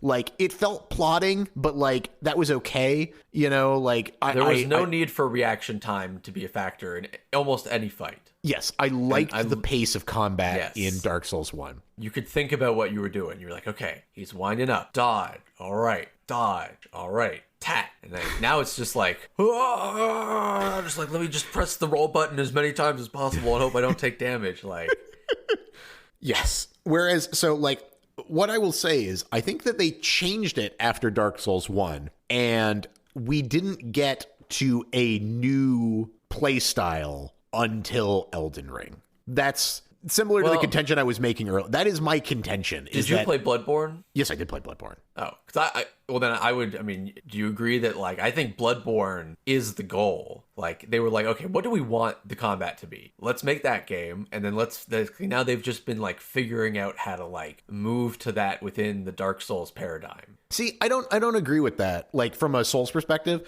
I think that what they found, here's what and this is... I'm going to draw a lot of hate here. So just everybody Great. just Maybe we can get another Reddit post going. Excluding the Chalice dungeons, okay? Putting those aside, because the Chalice dungeons are the most optional of optional content that I've ever seen. They don't even attach to the main game. Procedurally generated, so... Yeah, they're just randomly generated. There's no intent there to judge. Yeah, like, those are just for, like, fucking... proving how much of a badass you are, okay? And I'm not a badass, all right? I'm not. But badass is definitely not the right word, by the way. Look, I'm trying to appeal to our... Huge loser, potentially, maybe, is... Oh, man, there we go. Now Steven's drawing the hate away from me. Oh my God, we're aggroing the boss. Yeah, we're aggroing... Yeah, I'm keeping him away from you. Heal. This is fucking jolly cooperation. Oh, this is fantastic. But, fucking... Bloodborne is the easiest game in the Souls series, I think, by a wide margin. I pretty much had to summon for at least one fight, and I think multiple fights in basically every Souls game. Never had to summon in Bloodborne. Never had a fight that I couldn't fight. I think that Bloodborne is the most fair of all of the of the Souls series as well. But by that same token, it also makes it the easiest. Like, yes. There is nothing that is not overcomable with just fucking dodging around and, like, and plus you get that whole, like, Melania fucking, you hit people and you get your health back mechanic. Like, Bloodborne's all about attacking. Bloodborne is all about attacking. And, like, the boss that everybody, like, fucking, rants and raves over, the orphan of Kos or whatever. Yeah.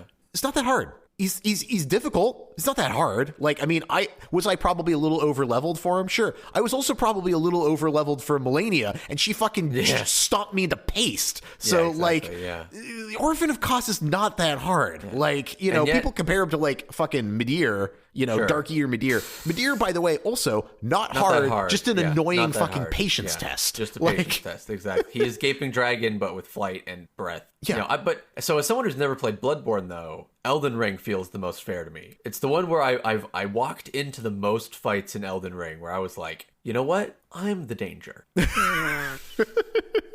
I'm the boss now. Yeah, just like, hey, you're fucked, actually.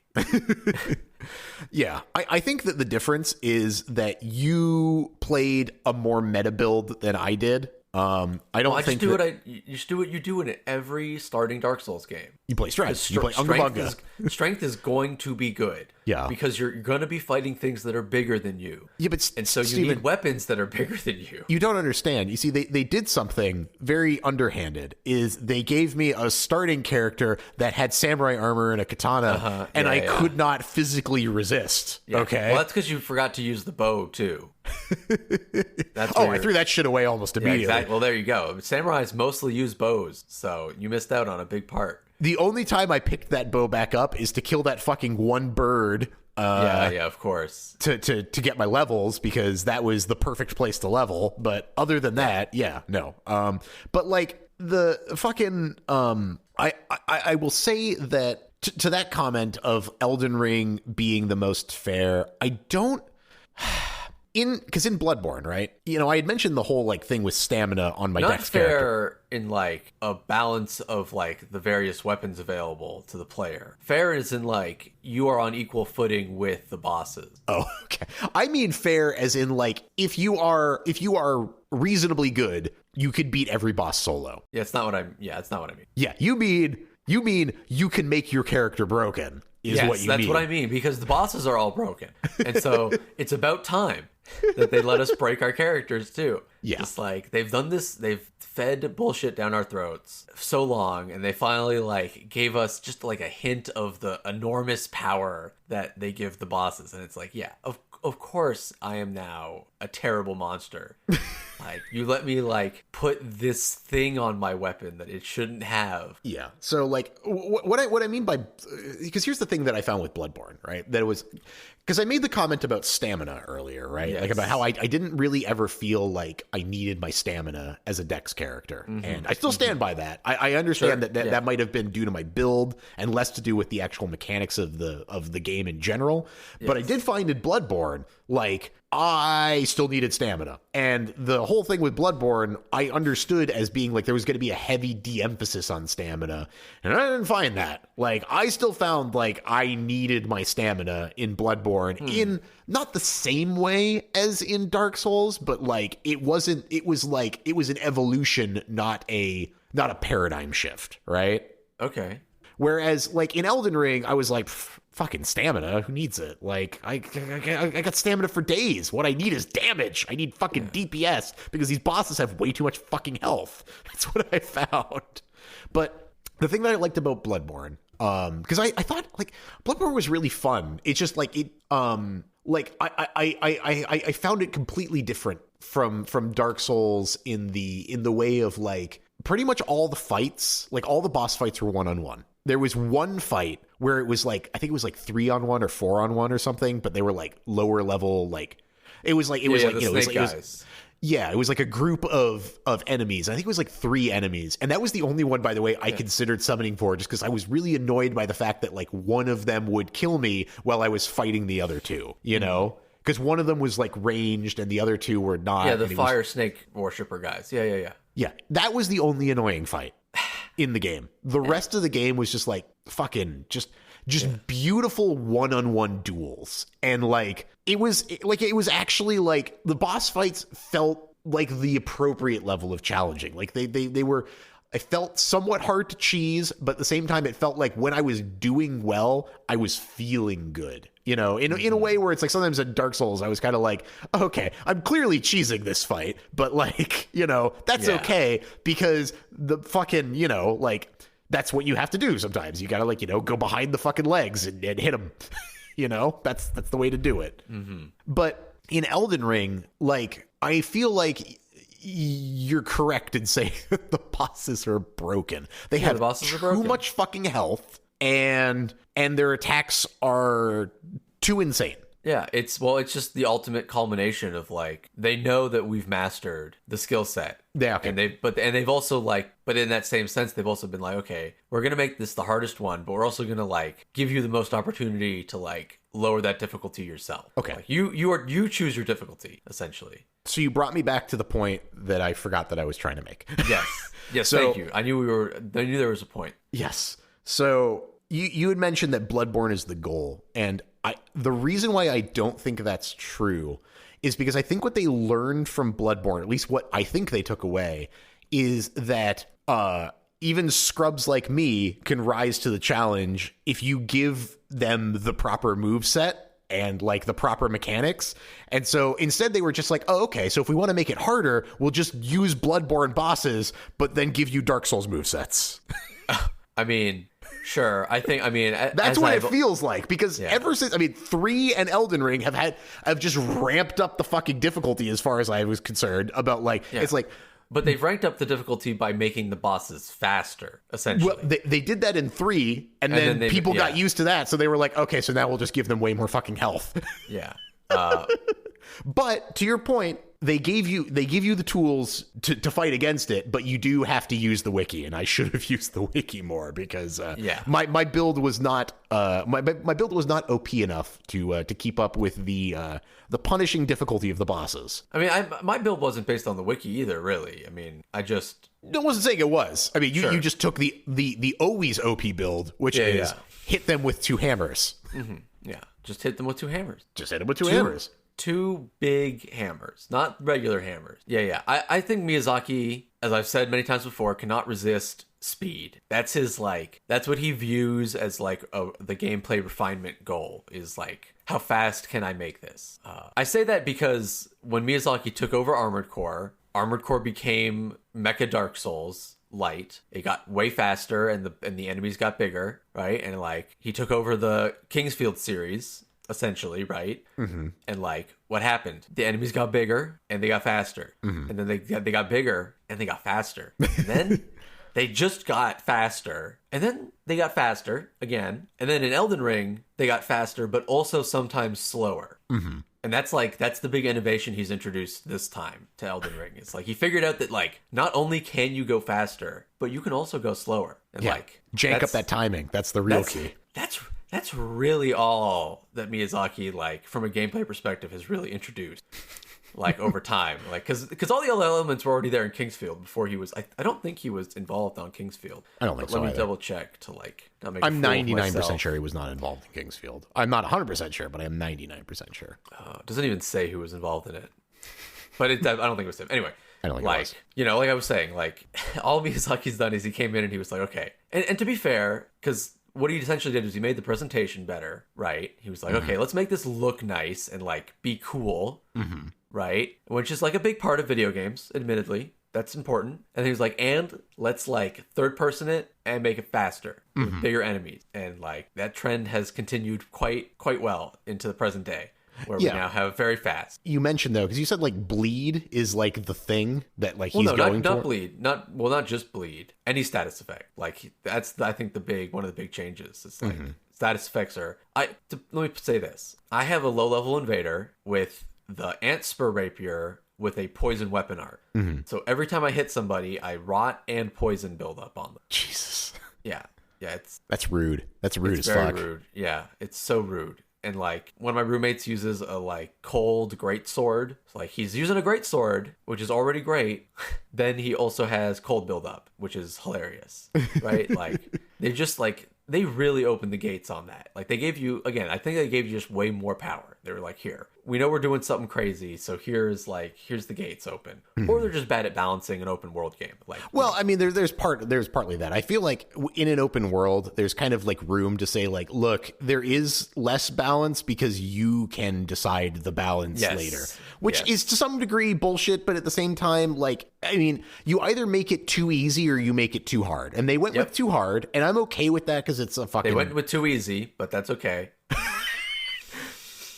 No. They made the bosses too hard, and so I mean, the tools are there to make it too easy for you, but they made the bosses because they could have made the bosses really easy and then made it not necessary to level up or to use broken builds, but they made the bosses hard as fuck. And so it made the necessity for using broken builds more important. Sure. And I want to clarify that when you say the boss is hard as fuck, you mean some of the bosses mostly in the late game, right? Yeah, I mean, I'm talking about fucking Radon, hard as fuck, Melania, hard as fuck. Obviously the end boss, as I've mentioned, was hard as fuck for me with my particular build. Fire Giant, partially hard as fuck if you don't understand exactly how to beat him. Even fucking, what's his face? Second to last, the penultimate boss, fucking Godwin. He was pretty fucking hard. Less fucking hard than some of the others, but he was still pretty formidable. I still had some issues with him. I managed to beat him just, me and the tier, but it did take some, take some doing. What was that? What try? Like 3rd or 20th or 100? No, I think I probably beat him in less than 10. Okay, yeah, I mean, your build Marguerite wasn't hard great. as fuck for me. That was a hard first boss. Before I learned to summon Spirit Ashes. Once I beat him with it. Like when I summoned after I summoned the jellyfish, I think it took me 3 tries with the jellyfish to beat him. So if you want to count real attempts, 3 tries. If you want to count all the attempts that I made, it was like 20. I watched a bunch of streamers play the game when I started playing it, right? Or a little bit before, I guess, because I think they got early release or something. But like I saw how little damage people were doing to Margit, right? I saw the damage and I was like, okay, that is incorrect. Like I've played enough Souls games and like I see how much damage you're doing on that boss and like that's not enough damage. Like they don't do that. They don't make you do that little damage on a boss this early. And so like I went and found upgrade materials. So I didn't find it too hard because there's so much you can do without having to go fight bosses. Yeah, like, no, I mean it's 100% your say choice to like punish yourself in that way. I will say that to some degree, like I didn't level as much as I could have. Like I tried to play it a little bit because like I do have a tendency sometimes to just like absolutely break my character as early as possible. And so I didn't do that on purpose. Like I was like, I want to get my longevity out of this, which was unnecessary because the game is fucking massive. So yes, exactly. Like, yeah, it's ridiculous. That was foolish of me, and I admit that. But like, I also found that like even after leveling to some semi-reasonable degree, like he was still really hard without the jellyfish. But I mean, he's certainly no slouch. Let me be clear. I'm not saying he's easy or anything. And fucking what's his face was pretty darn hard. The Gwyn? No, not Gwyn. That's wrong. Fucking definitely not Gwyn. Whatever the boss was of that area. Godwin? No, it's not Godwin. What's the name of the guy? Godfrey. Godfrey was hard. I summoned the NPC for that one, and I generally, if there was an NPC available to summon in the game, I almost always summoned them. Yeah, of course. Yeah. Yeah.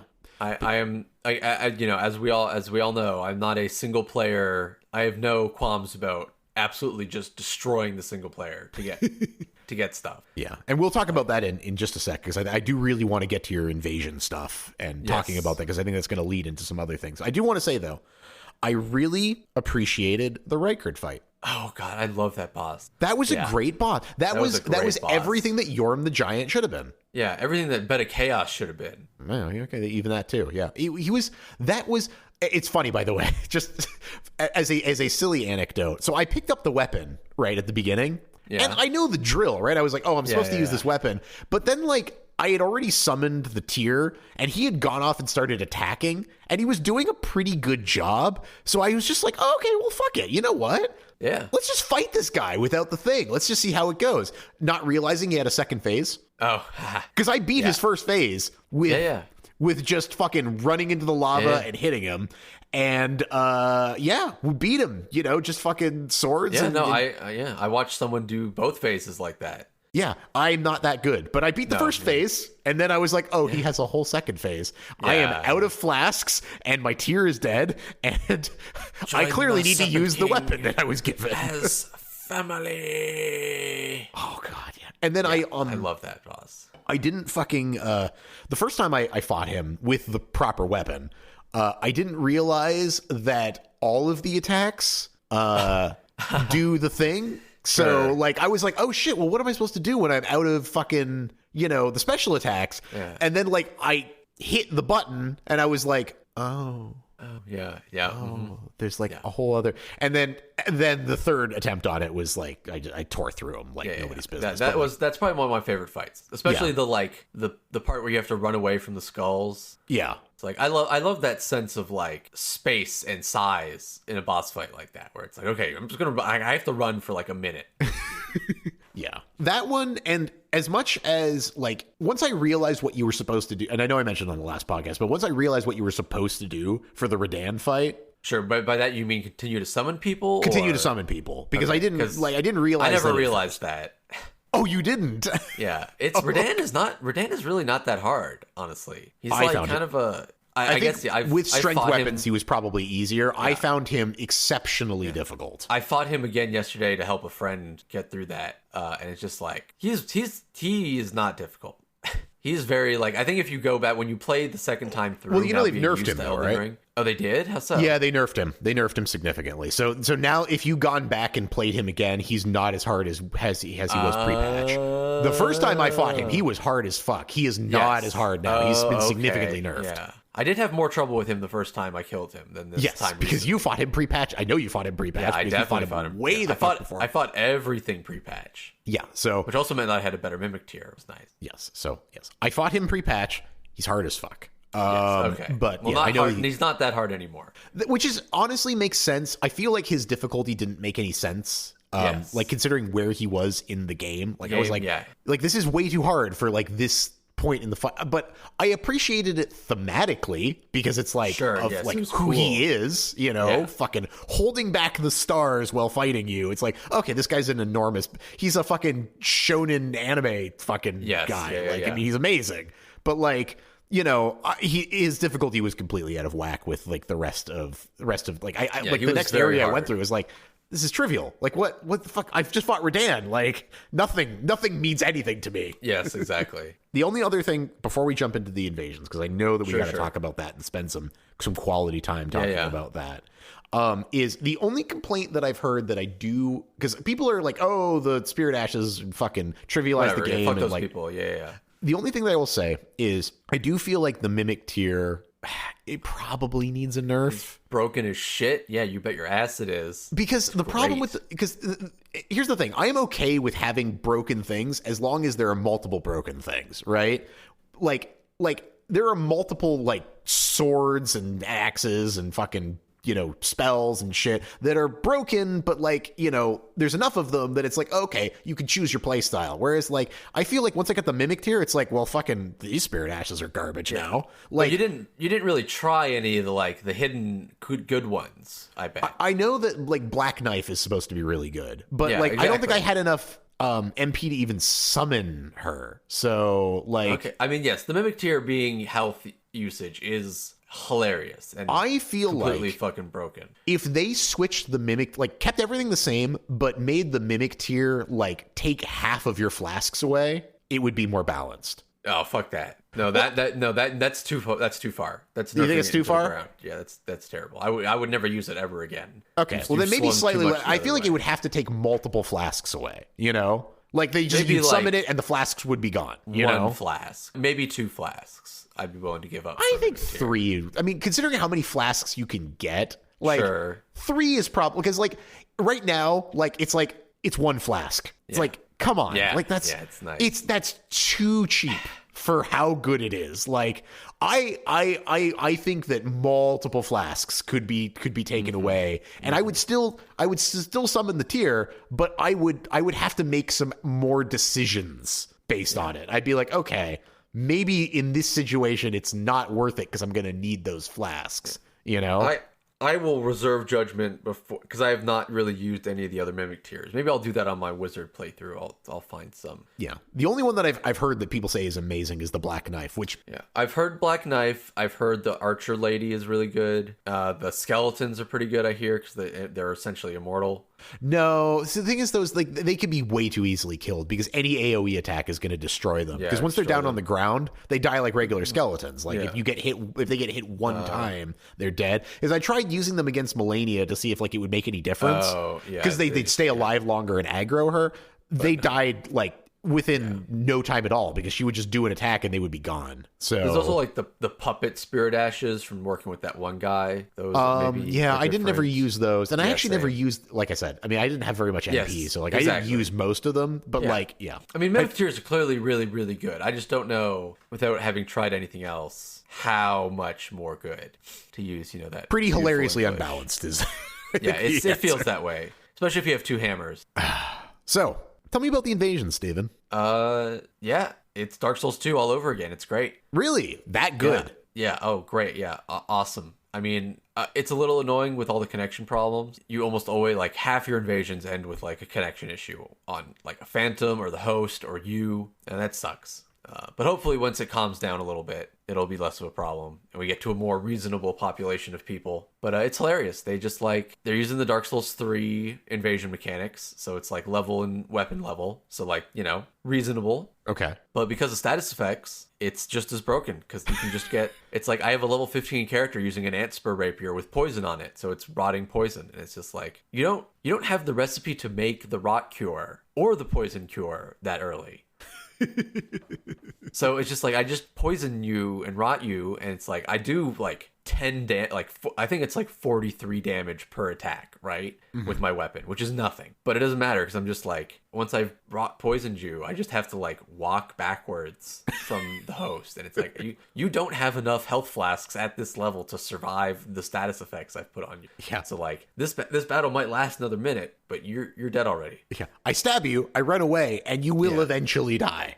So low level twinking is like great, alive. There's so many people, it's perfect. It kind of sucks that like it's a guaranteed gank. I wish they'd gone back to like Dark Souls 1 or 2, where like there was also a benefit to being alive, but because they've split it between Rune Arc and Fur Calling Finger Remedy, that's no longer the case. So the only way you invade someone is if they have a friend, essentially. Yeah. I mean, I know for your sake that's not the best. For me, I mean, it doesn't matter ultimately. If you're not ready, you're not ready, no matter how many people there are. I guess that's another thing, you know. I continue on this this tirade of, I think that Elden Ring is fundamentally different from Dark Souls, which I'll continue to defend poorly. But like, I think that's another thing, is like, I used the rune arcs a couple times, but I never really, like, even though like there was an obvious benefit to them, I don't feel like the benefit was enough to care. And like, I didn't feel like rune arcs were like as plentiful as like, you know, unhollowing stuff, which I'm sure by design, you know, because I think they are more I mean, I think they're significantly more powerful in Elden Ring than they are in any other Dark Souls. But like, it's just like, I don't know, I'm such a like, oh, I can't use my fucking you know, thing for the final boss, because what if I need them for something else? Bullshit, you know, like, I'm that guy. I bet you. So do you not know that like you get a rune arc if you like successfully co-op or invade? No, I knew that. Okay, well, so they're I just never do that. Yeah, I know. I'm just saying, like, I have 80 rune arc. Yeah. And like, on my health character, right, my dual hammer character, it's like a rune arc, the one, I don't remember which one, Godric's one that's health based, or maybe that's Rickyard, or no, that Rickyard's the health on kill, whatever. One of the rune arcs gives you like 25% more health, right? And so like, for my character, it's like 300 or 400 health extra. And so like, I use that shit all the time for hard bosses. Like my limiter on fighting Melania was like how many rune arcs I could produce. Fair enough. Because it would let me survive the waterfowl dance, right? Like, it was enough, I had enough health to, like, even if she hit me with all of it, I was still standing. You could tank the whole thing. Yeah. Yes, which is very useful. No, that's fair enough. Yeah.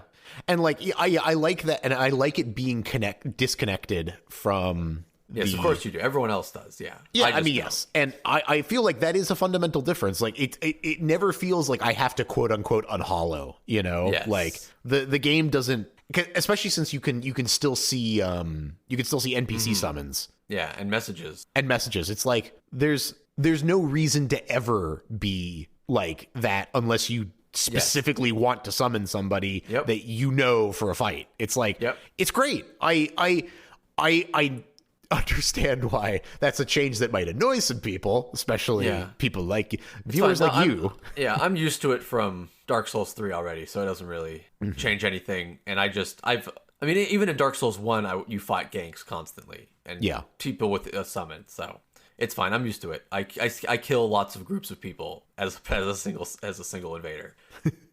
I do love the that mechanic of having that ring that allows you to basically be summoned at any time as a helper. Yes, that's right. Yeah, I love that. Yeah, and it's not a ring, or you know, it is a ring. Yeah, it's not something that like you have to pick it as a slot. It's just something you can keep active all the time, just to occasionally get summoned for some jolly cooperation. Yeah, no, 100%. So like, because Dark Souls 2 was your previous high watermark for I, PvP. I guess I'll say this, actually. I will say this. Part of the sacrifice of having the open world and stuff is there's not an invasion area like there was in all the other Dark Souls games, right? Like there's not a forest or a bell tower or the Aldrich Cathedral place, right? There's no place where it's like, yeah, there's extra invaders here and they're always invading and you're going to get invaded by like 3 of them, right? Where it's like, in this game, it's like, no. There's no place where you outnumber the host. You are always at the back foot. But you also invade in an open world and they give you a like host location marker on your minimap, your compass. So combine that with, did you get the mimic veil in your playthrough? No, but I've seen plenty of people using it. It's hilarious. Yeah, it's great. And it's unlimited, unlike that, which is the first time in any Dark Souls. Usually it's always a limited item or a spell. Whereas in this, it's like they made spell-like items, which is great. Another thing, I like the spell-like item. The like, homing missile one. Yeah. All that kind of stuff. Those are good. But yeah, it's great. Just being able to like hide amongst the overworld and like wait for the host to get there, or like sneak up on them.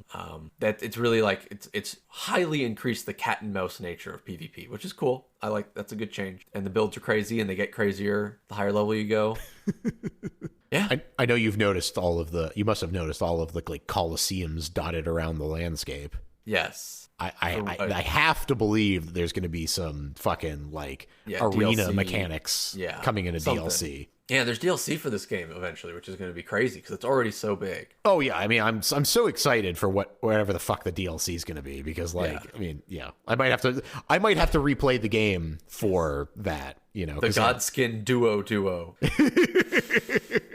I didn't have any trouble with them. No, yeah, neither did I. Yeah, I think because people refused to summon for it, which was stupid.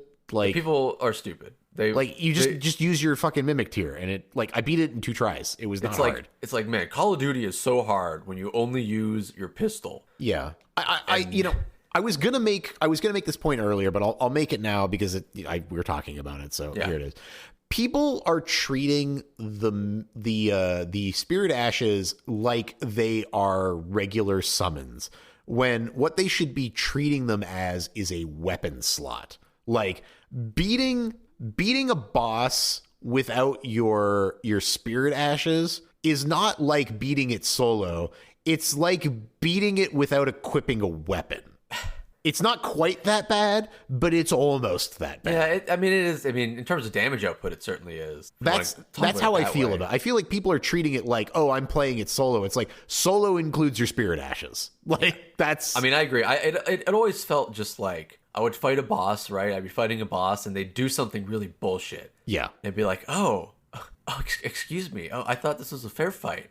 We're gonna do bullshit? Okay, well, here's my bullshit. Da-ding, da-ding. Oh, look, there's 2 of me now. How'd you like that? Yeah. Oh, yeah? Yeah, suddenly you're on the back foot, huh? I don't know. I love how ridiculous it is. Yeah, I feel like it's totally intentional, and I feel like it's clearly. I mean, I know that Miyazaki, I think, said it. Oh, I don't know. I seem to remember Miyazaki said in an interview. Yeah, something about like, oh, they're part of they're part of your regular equipment, and it's like, yeah, they are. That's why you don't fucking. That's why the boss doesn't get more health for it. It's like it's supposed to be part of the fight. If you're not using it, and that's one of the things where I'm like, this is why this game is different than Dark Souls. Like there's different mechanics. It's like there's different shit. You gotta fucking play the game like with the different shit before you play the super ultra Iron Man version where you don't use any of the new mechanics and play it like it's Dark Souls 1. It's like that's the Iron Man version. But I also feel like because they made the enemies so much tougher in this game, right? That it disincentivizes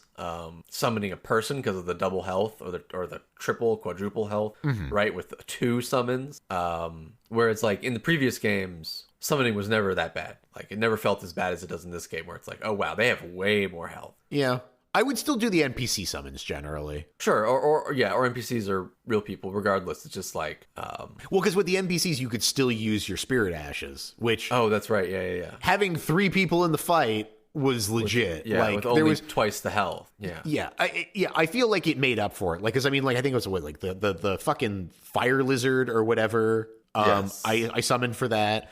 I summoned Melina. Melina's the fucking anime girl that's with you all the time. Yeah.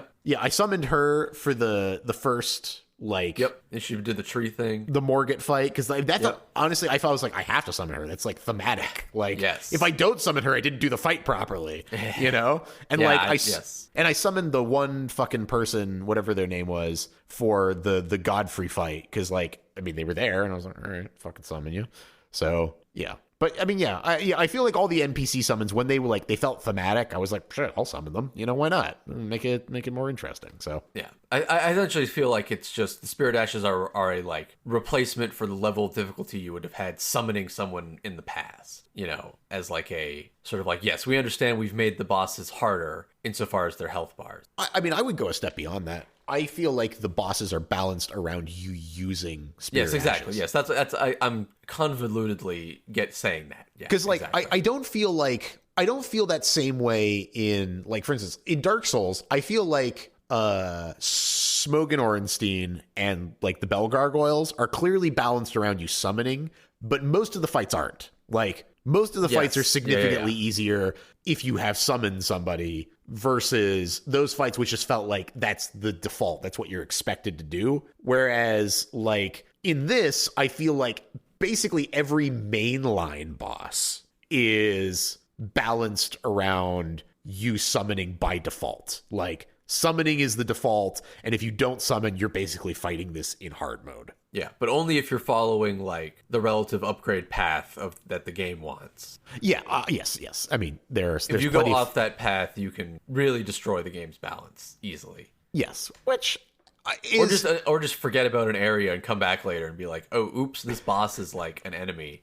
Those are fun. I love one-shotting a boss. Just like, oh, it's dead. Like, oh yeah, I should have done you 100 levels ago. Yeah, it's like, oopsie poopsie.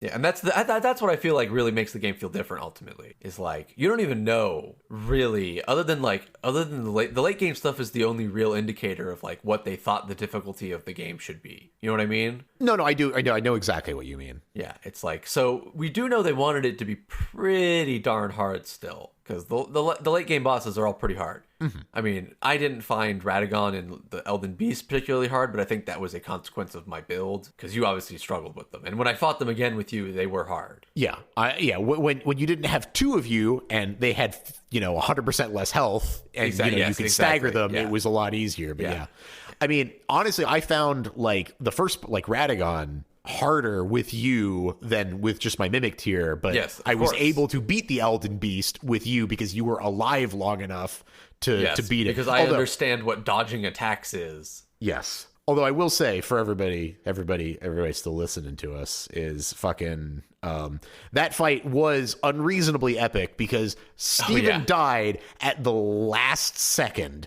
and there was like just a sliver of health. I needed to basically hit him twice. I had no flasks, and I also had a sliver of health, and like I barely dodged an attack and hit him like for the two times and killed him. And it was just like I was like fucking cheat. I was like, and I was on the other end. I disconnected, and so I was just like, "Are you still like? Did you do it? Did you do it?" Yeah.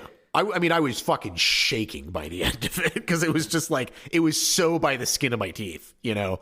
The only other fight that I was shaking as much for was after beating Belania, and that wasn't even my fault. That was just like, I was just shaking watching somebody else beat her for me. Yeah, you found a wizard who just deleted it for you. Yeah, in my case, it was a bleed build, but yes. Oh, bleed, right, yeah. Same deal. So, anything else to say about Elden Ring? If not, did you want to do a quick speed round on the other ones? If anything quick you wanted to say about any of the other Dark Souls in the series? No, I think I wanted to talk mostly about Kingsfield and like the fact that like, yes, these games are great and Elden Ring is really good, right? For sure. But it's also like, it's pretty much just another like, it's Mario Sunshine, right? Like it's just a little different version of like what we've been getting already. And like the formula is very well established. Like these are variations on a theme for sure. And they're great. I love them. But like some people go, I think, too far in like getting blown away by each new Dark Souls game. And it's like, yes, they're very good. But like mechanically, nothing really has changed at all in like a decade. So you think, I know you think this one is easy. What do you think is the hardest Dark Souls? Your first one. You think so? Oh, like whatever your first Dark Souls game is, right? Because okay. That's fair. Yeah. Putting that aside, sure, okay. what do you, because I know what my answer is, but I'm interested to hear what yours is. I guess currently, I guess I would still say Dark Souls 2. Yeah, I agree. Because of the Dark Lurker. Oh, literally just that boss. I would say, I would also say Dark Souls 2, because I think that it's the most bullshit of all of the Dark Souls. Sure. Yeah. Like, you have no health, and tons of the boss fights are 2-on-1, and it's horseshit, and it's a bullshit game. I enjoyed Dark Souls 2 when you, me, and Alex played through it. Yes. Yeah, that was great. It is not actually a good Dark Souls. I mean, that's what they wanted you to do in Dark Souls 2. Like that's the like most embracing of the multiplayer. Is it? Ever. Okay. Yeah. I feel like I would have enjoyed that game a lot more if I had just intentionally like over leveled vigor too much, so that my unalive health was like reasonable. Ridiculous. Yeah. Because they did it right in Dark Souls 3. In Dark Souls 3, your alive health felt like a bonus instead of like your dead health feeling like a horrible punishment. Correct. Yeah, I agree. So yeah, I think Dark Souls 2 just, yes, the most bullshit and the most broken, but I know it's probably one of your favorites for the fantastic the PvP elements. Yeah, it's the only one where I haven't beaten a boss that I've like really wanted to beat. So Dark Lurker. That's the hardest Dark Souls. It's Dark Lurker. I don't think did I ever fight the Dark Lurker? I don't know. Like, I probably haven't because you can't summon for it. Oh Jesus! So, like, I definitely haven't beaten it. Yeah, so like you have to like actually rely on your actual PvE skill, which I don't have that much of, admittedly. Yeah, Dark Souls 3 felt like I felt like with the current Dark Souls mechanics was as fast as they could go without it being absolute and complete horseshit. I enjoyed Dark Souls 3. Like, if I had to rank the Dark Souls, it would definitely be 1, 3, 2 without a doubt for me. But like, I mean, it's like 1 by a huge margin, and then 3, and then 2 is somewhere deep in the basement. 2, 1, 3, but now it's probably Elden Ring 2, 1, 3. Really? I guess because of PvP mechanics. Yeah, PvP. Yeah. I have a rot poison rapier. Yes, I can. It's like it's.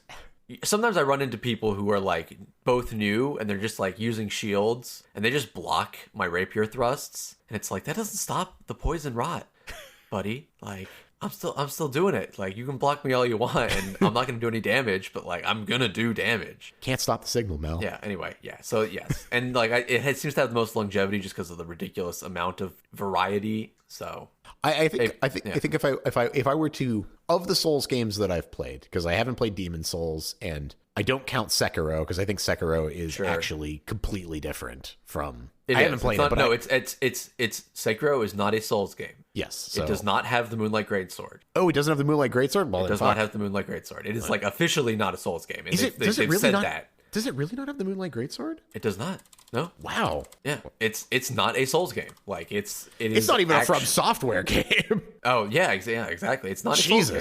Yeah, Sekiro does not factor into this conversation. Because even Armored Core has the Moonlight Greatsword. Yeah, I'm about to say, actually, because like Elden Ring, Dark Souls 2, Armored Core 4 Answer, Dark Souls 1, Dark Souls 3.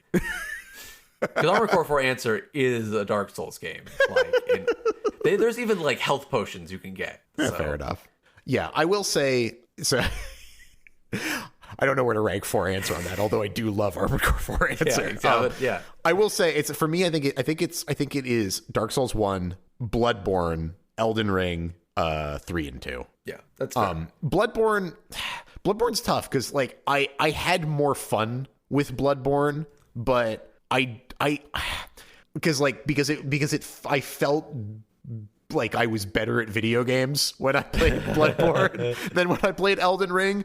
But like Bloodborne and Elden Ring are essentially neck and neck. Like there's almost no difference between those. I like feeling good at video games. It's rare that I get to do it outside of like a simulation racing game. Like, it's although it is so nice when you play those games and you're like, oh, that's right, I spent a lot of time playing driving game, and you still do, obviously. Yeah, I mean, not to diverge completely. The one thing the difference between most other games and driving games is essentially once you've played one driving sim and you've gotten good at it, you can be good at all of them because all of them are trying to simulate the same thing, which is actual reality. So if you know how a car drives and you're good at driving a car, congratulations. You can now master all of these games. Yes. Not the case for Dark Souls. Yes, I've mastered one, but then they change what the rules are. Yeah, they don't change shifts. the rules of reality for yes, exactly. Yes. Games.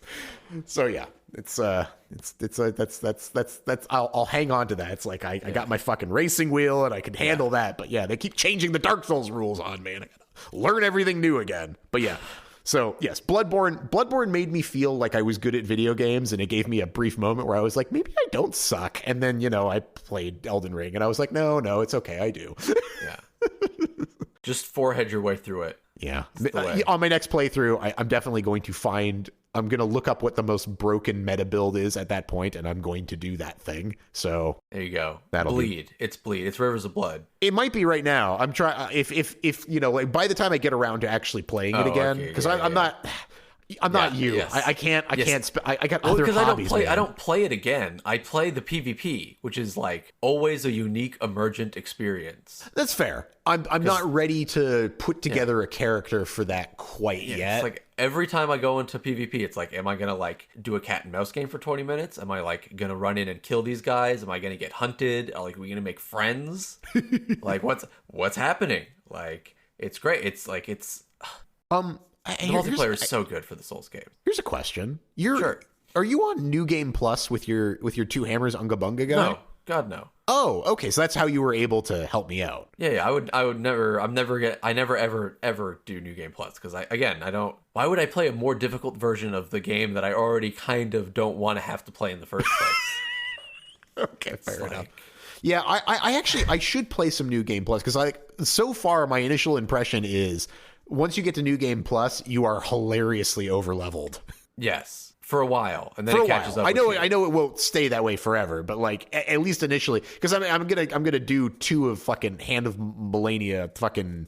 Oh, I see. Yeah, I'm gonna do a silliness fucking build, So I want to try that out and see how that goes. But yeah, that'll be fun. Yeah. All right, man. But yeah, Dark Souls, it's great. Yeah. I love it. Like it's good. It's a fun series. Would you? Okay, so I know you hate this question, but I'm gonna throw it at you anyway. Sure. Like, would you say that Dark Souls, like either Dark Souls specifically or the Dark Souls series, ranks in your top 5 of video games? Yeah, it's somewhere in the top 5. Sure, I think I could say that. Probably not. Probably like 3 or 4. I don't know. Yeah, like that. It's not top for me. I know that. Yeah, I like the PvP, and it's fun to like do that, but I don't like the game very much. So it's like I do obviously. I've played 120 hours. I do like the game, but like it's kind of like, oh man, I'm getting through this so I can like do something hilarious to somebody else. Yeah, I guess that maybe that's what we kind of talk about here at the end, but like I think that is the difference because like I do what I like about. What I found that I like about Dark, because I have done the PvP thing. Like you had done that, like what is it, like level 13 or level 16, fucking like super low level Dark Souls 1 build, and I did one of those, and it was punishing getting it, but once I got it, it was super fun to just gank people at a super low level. Hey, buddy. But I have found that I am definitely like addicted to the adrenaline high of beating an insanely hard boss. And that is really for me what I like. Like the PvP is fun, but like that's what I get out of the Souls series is like the accomplishment of feeling like I might be sort of okay at video games. Yeah. For me, it just like the single player feels unfair, right? Because like the enemies can do things I can't. Whereas like the PvP is like I get that same adrenaline rush you do, but I do it from like a quote unquote fair fight that I've tipped heavily in my favor because I'm going to be outnumbered and outgunned every time. Yeah, it could be a fair fight, but nobody is going to be as prepared as you under 90% of circumstances. Yeah, exactly. Yeah, but sometimes they are more prepared than me, and then I lose. That definitely happened. Just like, oh, nope, you prepared more than I did. Okay, I'm dead. Yeah. I don't know if I could tell you what my top 5 games are, like specifically in exact order. I know that I'd probably say that it would be a tough call between I know I've talked about this before. I feel like it would be a tough call between Earthbound and Morrowind of like what is my top game of all time. Morrowind, yeah. But like between like those two, somewhere at the top, Dark Souls and Disco Elysium, like that's the order is somewhere in there. I'd be hard pressed to tell you. Morrowind, Earthbound, I guess Elden Ring at this point. Yeah. Kenshi, Arx Fatalis. Oh, that's right. You love Kenshi. I always forget about that. Yeah. And then it's like, then like maybe Deus Ex. Deus Ex is really good. KOTOR needs to be somewhere on there, I guess, at this point. I mean, like, yeah. Oh, I'm sorry. I've never played KOTOR. Yeah, it's fine. I always just I know how good that game is. I've watched enough streamers play KOTOR that I don't feel the need to live vicariously through someone else playing KOTOR at this point. Yeah. It's like, okay, I mean, if you want to play it, it's really good. And so is KOTOR 2. You play KOTOR once, you can play KOTOR 2 is what you really do. Okay. But, another time, another place. Fair enough. Yeah, I don't know what would be my fifth highest rated video game of all time, because it's like those four are like I don't know where it would be in the Soul. I think it would be Dark Souls. I don't think it would be Elden Ring, because Dark Souls was just like, it was the first, and it just like it was the more eye-opening experience. Yeah, like Dark Souls is definitely the best out of the series, like from King's Field to Elden Ring. Yeah, shit, honestly, like there's a part of me that almost wants to say Armored Core, but I don't know if that's actually true. Armored Core is top 10, but it might be like 6, because like Armored Core, like I love the Armored Core games. Can't wait for the new one. Can't wait. Yeah. All right, man. Yeah. Call it a day. I think that we can probably call it. I mean, that was we did it. We finally talked about the Souls series in excruciating detail, something that I can't believe it took us 3 seasons to get to, but it makes sense. We needed an excuse. Yeah, we needed an excuse. We got an excuse. So, and we'll probably talk about music next time. By the time I edit this, unless you have some topic that is burning in your mind, I imagine we'll probably do some more albums. Yeah, that sounds good to me. Excellent. Yeah, we'll figure those out. They'll be in the comments, but I'm not planning to figure that out right this second. Yeah, definitely. All right. Well, I'm gonna stop. Yeah, this has been fantastic, and we will see you next time. Yep, signing off. Peace.